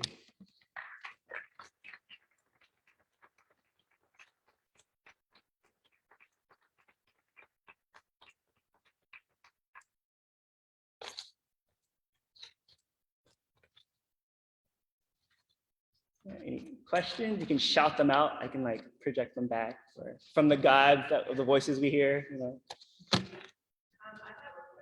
Yes. Can you give us the rules? Yes, I will try without a chalkboard behind me. All right, so the Vietnamese Lukbat,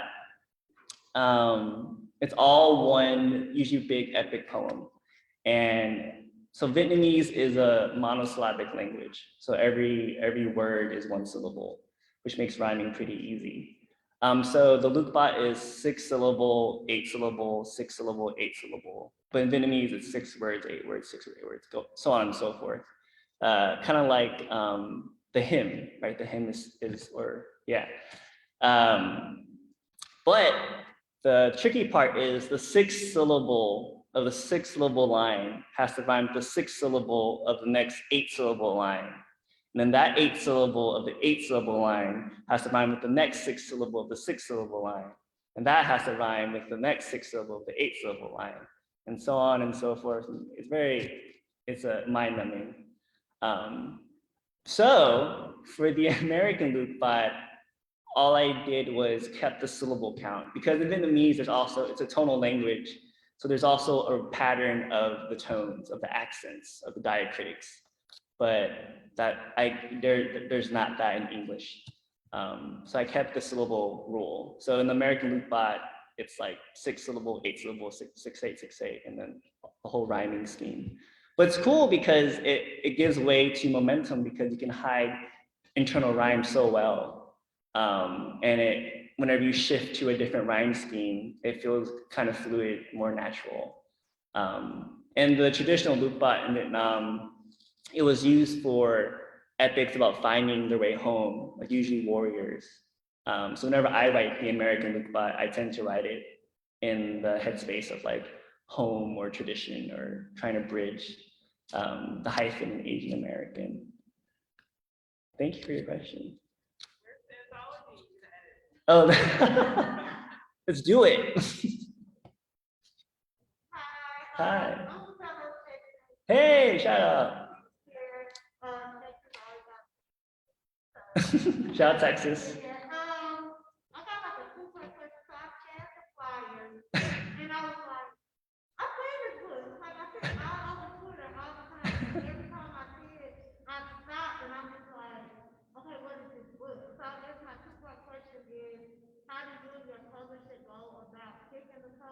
Mm-hmm. How much is it in conversation with the Thank you. First book questions. Yes. If you do scan the back of the handout I gave, you can see the book cover. But yeah, the book cover is an Asian man kind of coming out from the water wearing a white tee. It's very intense and vulnerable. So the process really, I'm with University of Wisconsin Press, and basically they were like, okay, give us your dream artist for your book cover. And I had one artist in mind. His name is Ren Hang. He's no longer with us, but his art is very prevalent, and his pieces are very vulnerable because they have usually nude Asian American bodies in very beautiful, but sometimes twisted settings. That was too expensive. So the next option was that they gave me a big list of sites to look up pictures and images, and they had me get my top 10. And the image you see on the book cover was my number 2 pick. The first one was just too expensive, I think. But I wanted the book cover to, it's kind of like a movie poster, right? With the big title. I wanted it to pop, and I wanted it to be kind of jarring and abrupt. And I wanted this idea of cleansiness through the water, because a bunch of the book is dealing with this idea of being cleansed or tidy. So I wanted water in the book cover. And then it's funny because a lot of people think it's me on the cover. It's like an Asian looking man. But I think that's funny because someone also thought it was my dad.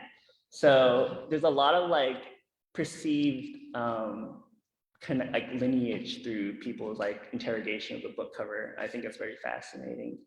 But it's not me, unfortunately. But I do think that question of who is on the cover goes to the vulnerability at hand in the book, especially with the Polaroids throughout the book, which are me, and it's usually my back.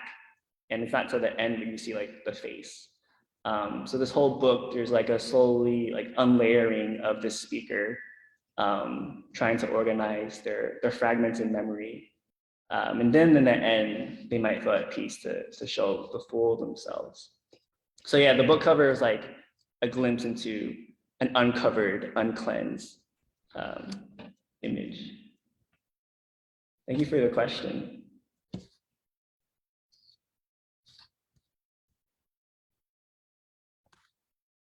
Hey. Is someone speaking from above? Are the gods speaking from above? Okay, I'm gonna. Okay. Okay, so one internal debate I have a lot is poetry fiction or nonfiction? Mm-hmm. And I mean, that's kind of a question that goes to anybody, but when I'm listening to your poems, I'm like, poetry, nonfiction. But is that fair? I am on the camp where it's not fair. I think poetry can come from nonfiction, but the fiction part comes from probably the image and metaphor you add within that context. And a lot of it, especially with this book, it's so vulnerable and talks about some stuff from the past that are based off my true past. But the fiction also comes from the changing of names. Wisconsin, I put Wisconsin in my book. I've never been to Wisconsin, right? So that's a way of fictionalizing some parts of the book just to keep a distance, perhaps, or to keep myself safe from whatever I'm trying to unpack. So no, I don't think poetry is nonfiction. I think it's probably a good blend, just as I guess fiction is, right? Where it's a blend of maybe based on true moments, but it's colored or edited in a way that it gives some agency to the writer to say whatever metaphor. Hi, Joshua. This is Emily from the MFA program, Voice of God. I have a question for you about Marie Kondo. So I am also mildly obsessed with her, as I am a clutterbug. I wondered, how did you sort of navigate the idea of talking about a public figure in your book? She's she's so darling and sweet. I wonder if you met her. Did you talk to her about using her persona and her methodology to bounce your poetry off of? Thank you for that question. So there are about 5 poems that include Marie Kondo in the title, and I did actually try to email Marie Kondo's agent, and they never got back to me. She's very busy. And I do know about like fair use and permissions when you write a book, right? So I made sure that anytime I use Marie Kondo, it was mainly the aspiring like aura of Marie Kondo. I never really create a profile or like a character profile of Marie Kondo in any of the poems. I made sure not to do that. So Marie Kondo is basically what the speaker strives to be, an aspiration. Even like most of the lines or lessons from Marie Kondo, I didn't take completely from her book, just in case, you know, they wanted to sue me. But yeah, Marie Kondo, I think I took more of the essence of her, or like her ideals and how she organizes and how she thinks about tidying. And no, I never talked to her. I wish I do. I hope I can one day. That'd be a cool conversation. Thank you. Thank you.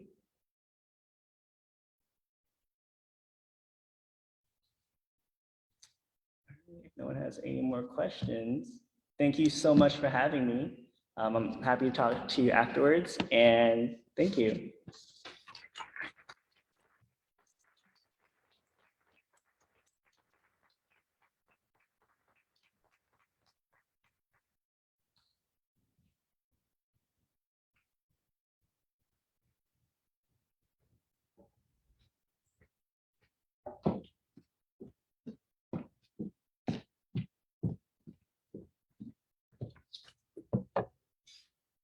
Our final reader for today's morning panel, Angela Jackson Brown, joins us from Indiana, where she teaches creative writing and English at Ball State University.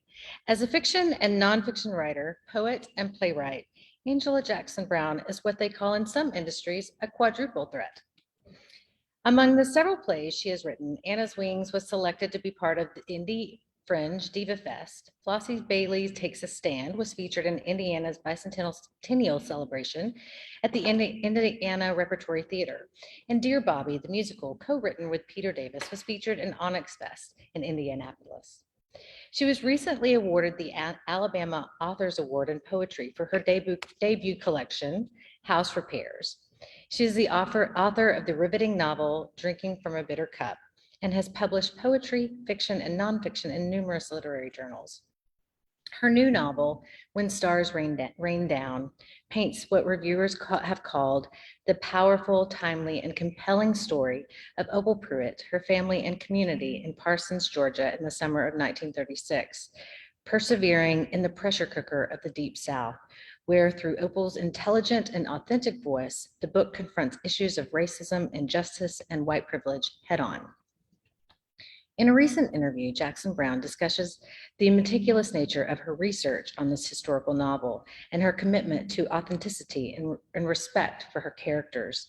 This comes in part from her belief in activism her father instilled in her as a child as she helped him stuff envelopes for the NAACP when she went with him in the community campaigning for various state and local candidates, and when she listened intently when he described his first time voting and having to walk through a double line of white men from the community holding rifles to intimidate Black voters. Of the novel, she says, I wanted to reclaim the made narratives in fiction and truly write a book that showed respect to the profession and those working in it. Truth-telling is what we need more of these days. Fear has allowed us to become apathetic. I refuse to live in fear and refuse to keep my fictional characters in a place of fear. Even when their lives are traumatic, I work hard to redeem their minds. I want their stories to end with hope, not happily ever after, but definitely hope. We're honored to have her and her work with us today. Please help me welcome Angela Jackson Brown.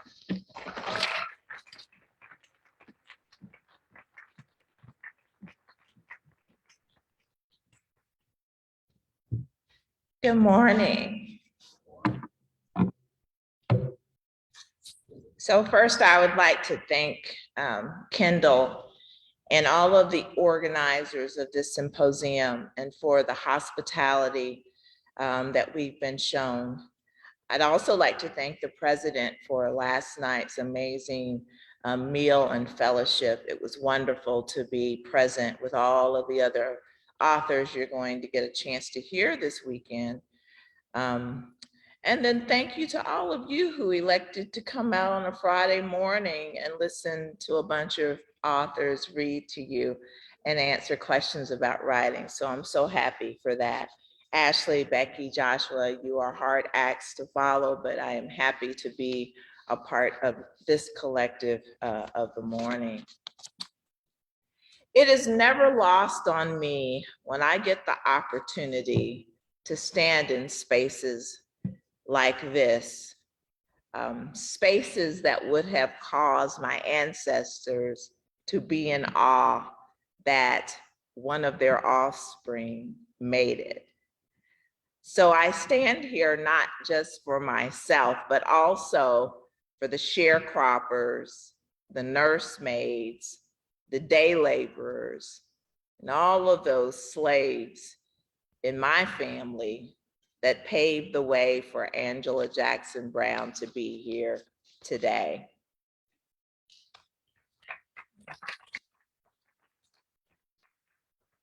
As was mentioned, I wrote this novel to reclaim the story of the Black domestic worker. She is not a caricature. She is not a prop. She is not a damsel in distress needing to be saved. She is strong, she is beautiful, she is powerful, and to borrow just a bit from Faulkner, she is full of soul and fury, signifying everything. All right, so I'm going to read just a little bit from When Stars Rain Down, my latest novel. You don't need to know a lot except to say that this is a scene shortly after a white character, Jimmy Earl Ketchums, informs some of the Black community that the Klan is going to be riding through Colored Town where they live. This scene is Opal Pruitt is at the home of Opal Pruitt and her grandmother, Grandma Birdie. Both she and her grandmother work at a home of the white boy who told them that the Klan was going to be riding. Everybody needs to be at their own home. Those trashy white men are looking for reasons to mess with some of us tonight, Grandma Birdie said. We will not give them a reason to hurt us. I remember the Klan rode through here, Myron, when you were still in knee breeches, and they hung a man for being somewhere other than where they thought he belonged. I am not burying any of my kin over this. I'm just not. Finally, both my uncles agreed to leave. Uncle Lil Bud stayed behind when Uncle Myron left. Granny went to her room to lie down, and when she left the room, Uncle Lil Bud pulled out a paper bag from his pocket and handed it to me. It felt heavy. I was about to look inside, but he said not to. Opal, I want you to keep this bag close to you, he said. When he said that, I knew what was inside, a gun. Probably the same gun he taught me and Lucille how to shoot last summer. He said back then he wanted all of his nieces to know how to handle a gun just in case. I guess tonight was a just in case situation. I don't know how bad things are going to get tonight, Opal, but I don't want you and Mama sitting up here defenseless if me or one of the men can't get back to you. I nodded. Uncle Little Bud was always laughing and joking, but seeing him tonight, I knew that things were going to get bad. Me and some of the younger men talked after church, and we're going to be close by, but we can't be everywhere at once. You think you can handle this gun? Yes, I whispered. I'll take care of me and Granny. He and I hugged like this was going to be our last hug. Before he left, he made me promise not to let Granny know he had left me a gun. I slipped the gun inside my purse, and I made sure to keep my purse close to me at all times. This time of the year, right before spring turned into summer, folks would normally be out and about visiting with one another, enjoying the one day of rest we all had in common. The little ones would be running from house to house, trying to find somebody to play jump rope or hide and seek with. And those who were older would be roaming around, trying to court one another without getting noticed by the adults. The young wives and older ladies would sit on each other's front stoop and sip iced tea and gossip. And the men folk would be somewhere talking about work, and this time of the year, the Negro Baseball League. Gonna be all right. This'll be over before you know it, Granny said. I tried to believe her. Granny had never lied to me, to my knowledge, but this night I wondered if maybe she was lying to us both for the first time. If those Klansmen did ride like they said they would, I knew there was no way things would be all right. Before long, I felt myself dozing off, and what seemed like immediately after closing my eyes, I woke to Granny shaking me. "They out there, baby," she said in my ear, although I could hear the hooping and yelling, and I could see the flickering flames outside of the window. My heart quickened, and I reached down beside my chair and felt around for my purse. Once I felt it, I placed it on my lap. I couldn't imagine shooting anybody, but if it came down to it, I knew I would do what I had to do to protect myself and Granny. Granny reached over and took my hand as we listened to the loud crashing sounds from out in the backyard. Then we heard Granny's chickens squawking in such a loud and frightening way, I didn't even want to think about what might be happening. "Hey in there, y'all niggers come on out," a loud male voice shouted. "We about to make y'all some fried chicken. We know how much you darkies like fried chicken." "No," Granny whimpered, "not my chickens."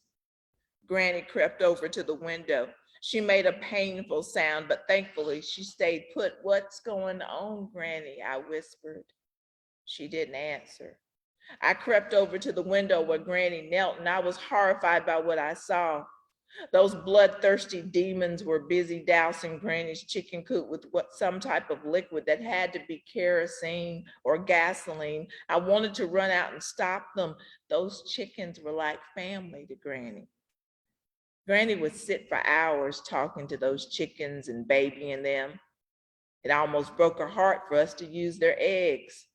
When one of those chickens died, you'd think it was a best friend of Granny. She'd laugh at herself for being silly about her baby birds, but they meant the world to her. I watched in horror as one of the men tossed a fire stick into the coop. The flames leapt into the sky, and they all yelled and cheered like they were witnessing the winning run of a baseball game. The sounds those chickens made as they died in the blaze set by those Klansmen will live in my heart forever. Seemed like their screeching would never stop. I wrapped my arm around Granny. Her entire body shook with grief, but she kept quiet. I prayed they would leave, but they seemed to be getting louder and louder. Then we heard a loud knocking at the door. I wondered where Uncle Little... I didn't understand that. Oh, she didn't understand what I just said. Well, honey, I was trying to see what time it was. Then we heard a loud knocking at the door. I wondered where Uncle Little Bud and the other men were. I wondered if they were out there watching this happen.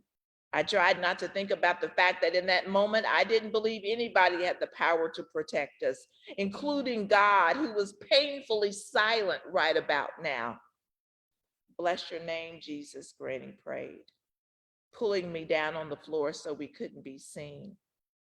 "Bless your name, Jesus," she prayed again. "Let that fire in the yard burn down low so as not to harm this house or the others inside. Bless your name, Jesus, and please let the fire burning in the bellies of those evil men be squelched." Come on out of there, we heard someone yell. Come on out, ain't nobody gonna hurt y'all if you come on out. I knew that if they wanted to come in, it was just a matter of time before they broke through our front door. I was not planning on Granny and me becoming victims that night. In that moment, I felt what Cedric and the other boys had felt in church today: rage, anger, resolve not to die. If those Klansmen came into our house, they would not leave under their own steam. I had never killed another living being in my life, but I was determined that on this night, if it meant dying myself, nobody was going to hurt us without me fighting back.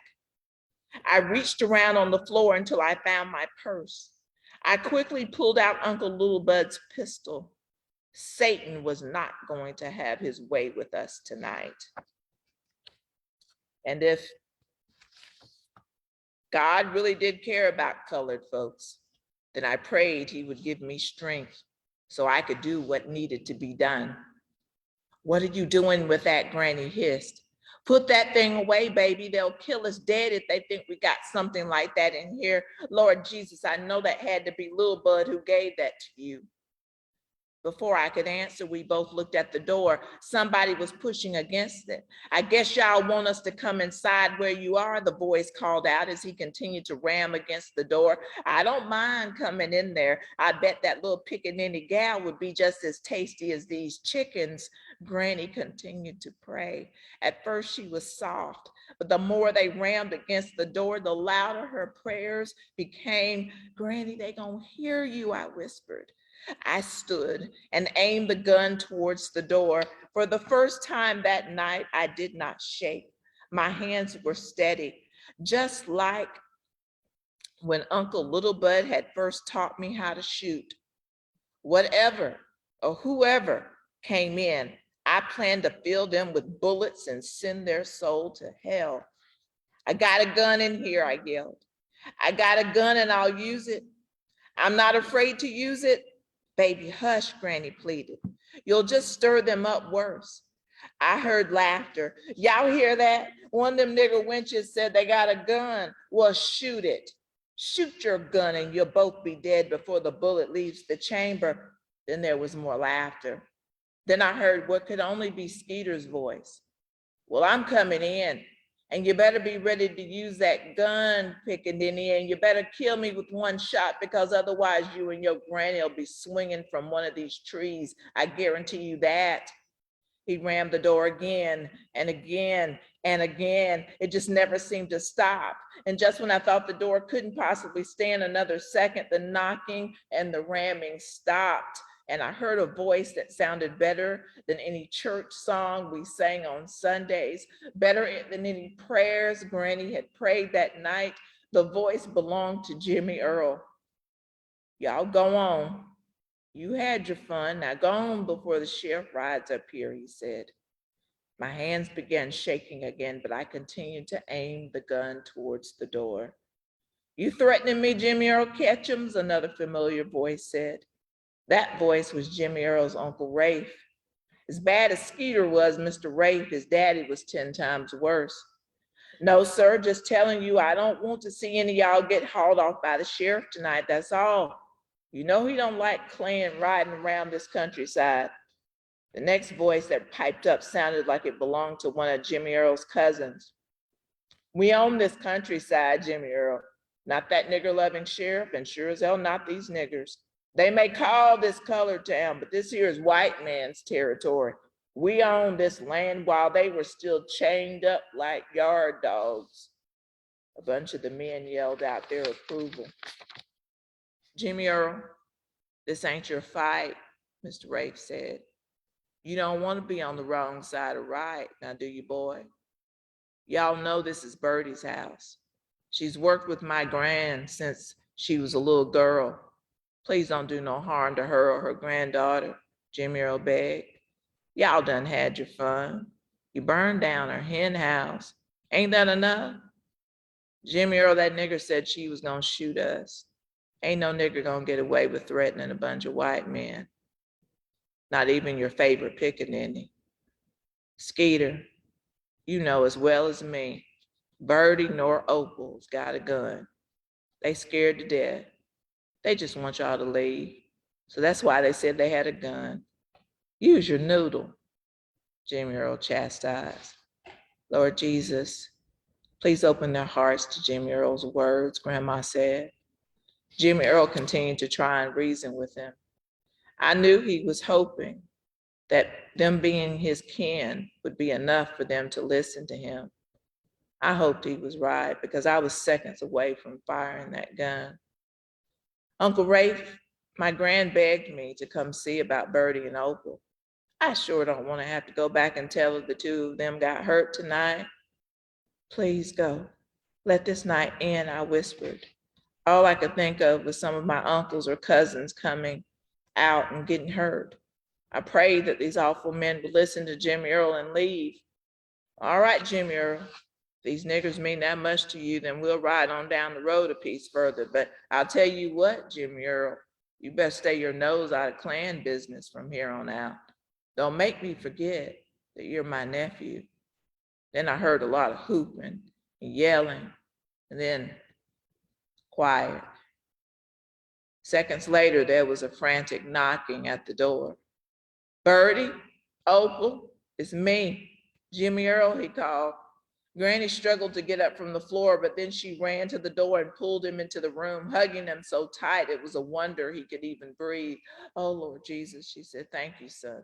Thank you for coming to see about us. I was still holding that gun. It was like I couldn't move. It was like my entire body was frozen. Opal, Jimmy Earl called out to me, his voice soft and even-keeled. I watched as Granny let him go, and they both turned towards me. I still couldn't move. I just stood there with that gun in my hand, and I couldn't lower it. I couldn't do anything but stand there with that thing aimed in the direction where Jimmy Earl and my granny stood. Opal, Granny called. It's all right, honey. Put down the gun. All of a sudden, my whole body started to shake so violently, my teeth were chattering, but I still couldn't put it down. It felt like holding that gun was all that was keeping me from falling apart. Opal, Jimmy Earl called. Bean, do you hear me? Bean, listen, I'm gonna come over to you, okay? I tried to answer him, but I couldn't. I just stared at him and tried to focus, tried to lower the gun because I realized I must have looked crazy still holding it now that the danger was over, but I just couldn't put it down. Jimmy Earl reached me, took my hands and lowered the gun. You okay? He asked. I shook my head no. I wasn't okay. I was still feeling like at any moment those awful men would come rushing through the door and do God knows what to me and Granny. I wasn't okay. Jimmy Earl seemed to understand. He didn't keep pressing me for answers. He just took the gun from me and pulled me into his arms.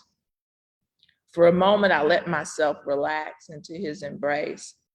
I didn't think about the fact that Jimmy Earl and I were hugging, something we hadn't done since we were children. I didn't think about the fact that he was white and I was colored, or that half the people who had been on the other side of that door with Klan's robes on were his kin. No, I just focused on the fact that I was safe in his arms and weren't nothing, nobody gonna get at me. It felt good to be held. For the first time that night, I felt safe, as if all of the bad that had gone on outside no longer existed. So in that moment, I buried my face against his chest and I sobbed. Thank you.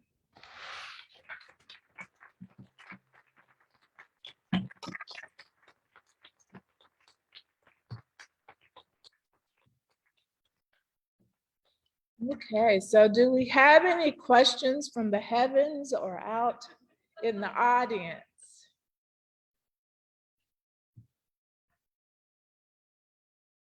Or are y'all just ready to go to lunch? And that's okay too. Okay. Reading one of your interviews, I mentioned this in the introduction, you talk about the process you went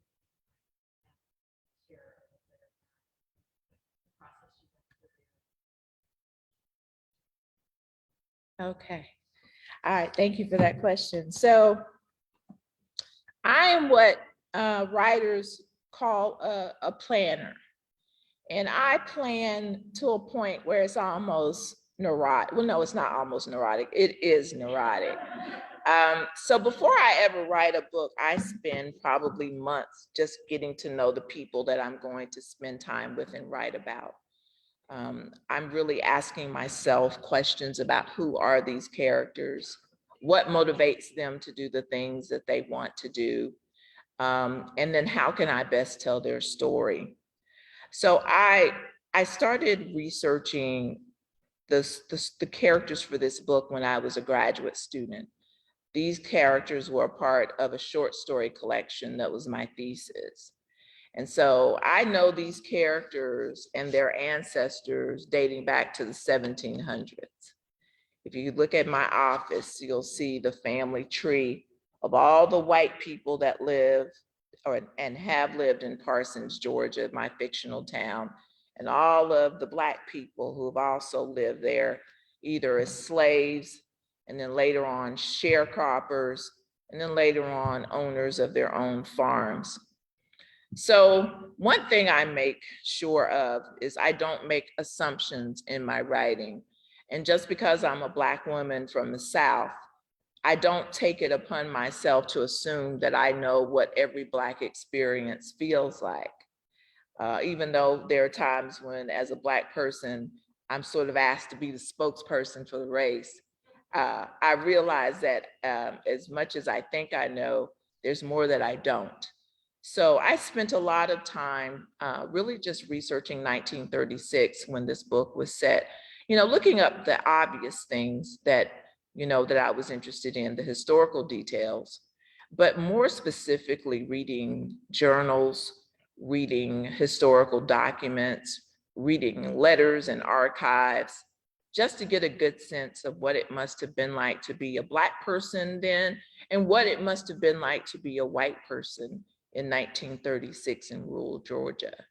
So I do as much of the historical factual as I do the psychological research of what it must have been like to live during that time. And that's a process. I give myself usually permission to spend about 3 or 4 months just doing my initial research because I don't like pausing. I don't like having to stop and start. And Google is a death trap for writers. I can start off looking up how much was gas in 1936. And the next thing I know, I'm looking up the mating habits of fruit flies, and I don't know how I got there.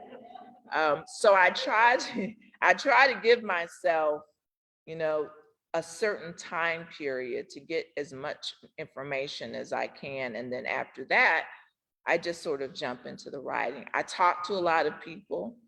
My dad was born during the 1930s, so I had a much older dad. So I spent a lot of time hearing about the Depression, hearing about World War II, hearing about Roosevelt and Truman to the point where it felt like they were my presidents. So I just immerse myself in the culture, and I assume that I know nothing. And then when I do that, then my arrogance as a writer doesn't creep into the writing itself. So like I wanted to write about what it truly meant to be a Black domestic worker in that age, because I was raised by Black domestic workers, women that went into white homes and took care of white babies and cleaned houses. And I felt like the depiction of those women in many ways has been a joke. We've been given roles that would never have existed in reality, or we are sidebar characters that you never get to hear backstory. You only see those characters when they're cleaning white folks' houses and taking care of their babies, but what do they do when they go home? So I wanted to give the reader a full picture of not only what it looked like to be a domestic worker, but what it looked like when you were no longer on the clock. Any other questions? Miss Brown, can Yes. you hear me okay? Yes, I can hear you. Okay. It's nice to meet you, even though it's over Zoom. Your writing is beautiful. Your reading of it is even more beautiful. And so I want to thank you for that. I couldn't help, and you kind of, I may have been mistaking this, but you were kind of just speaking on it. I'm Aniston, if I didn't mention that, and I'm in the MFA program. And so I got kind of the help vibes from this book, but from a different perspective. And so I found it interesting that you said that they're shown the domestic workers just when they're cleaning white folks' houses, but what are their lives like when they go home? And so that made me think about the help even more, because that I haven't read that book. I've only seen the movie. And like I mentioned the other day, we kind of know how that goes.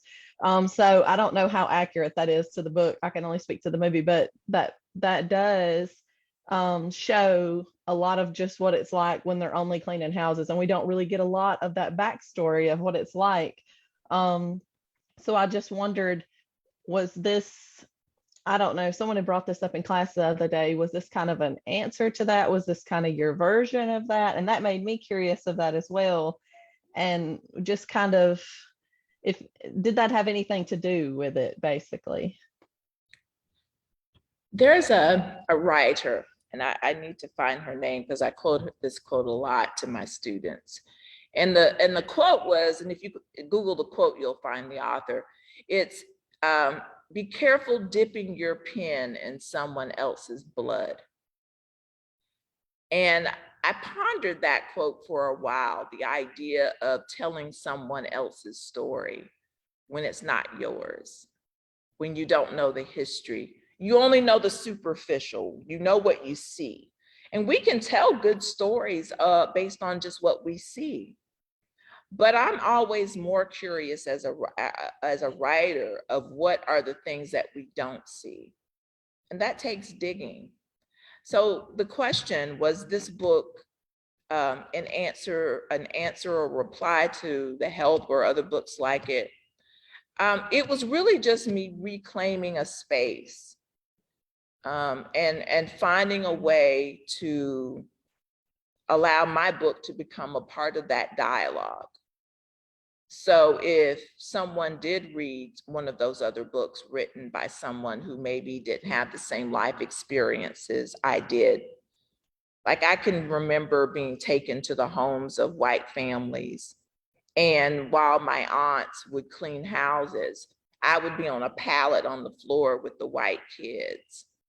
Or when they were ushered to the kitchen or to the children's table, I would often be taken there.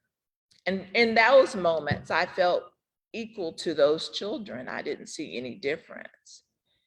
But then there were also lines that I was told not to cross.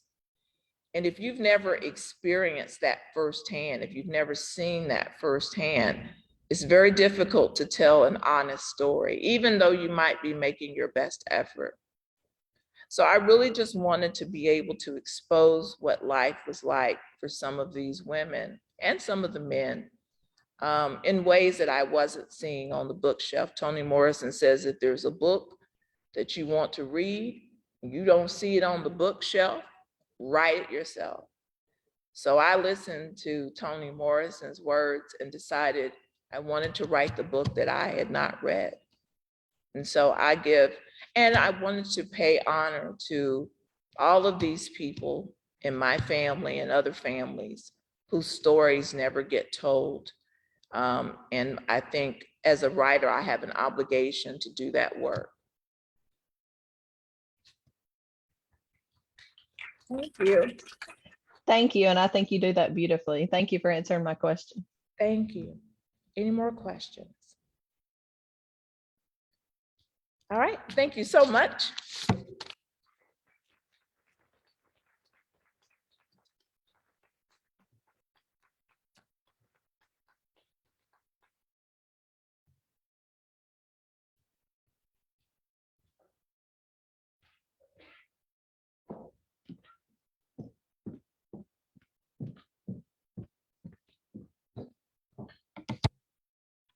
Thank you all for being here for our first panel. I hope that you'll come back this afternoon and join us for a panel that begins at 1:30, and we'll have authors Jack Bedell, Annette Clapsaddle, Kendra Allen, and the 5 Ephemera Prize winners. So thank you all, and let's have another round of applause for our wonderful authors this morning.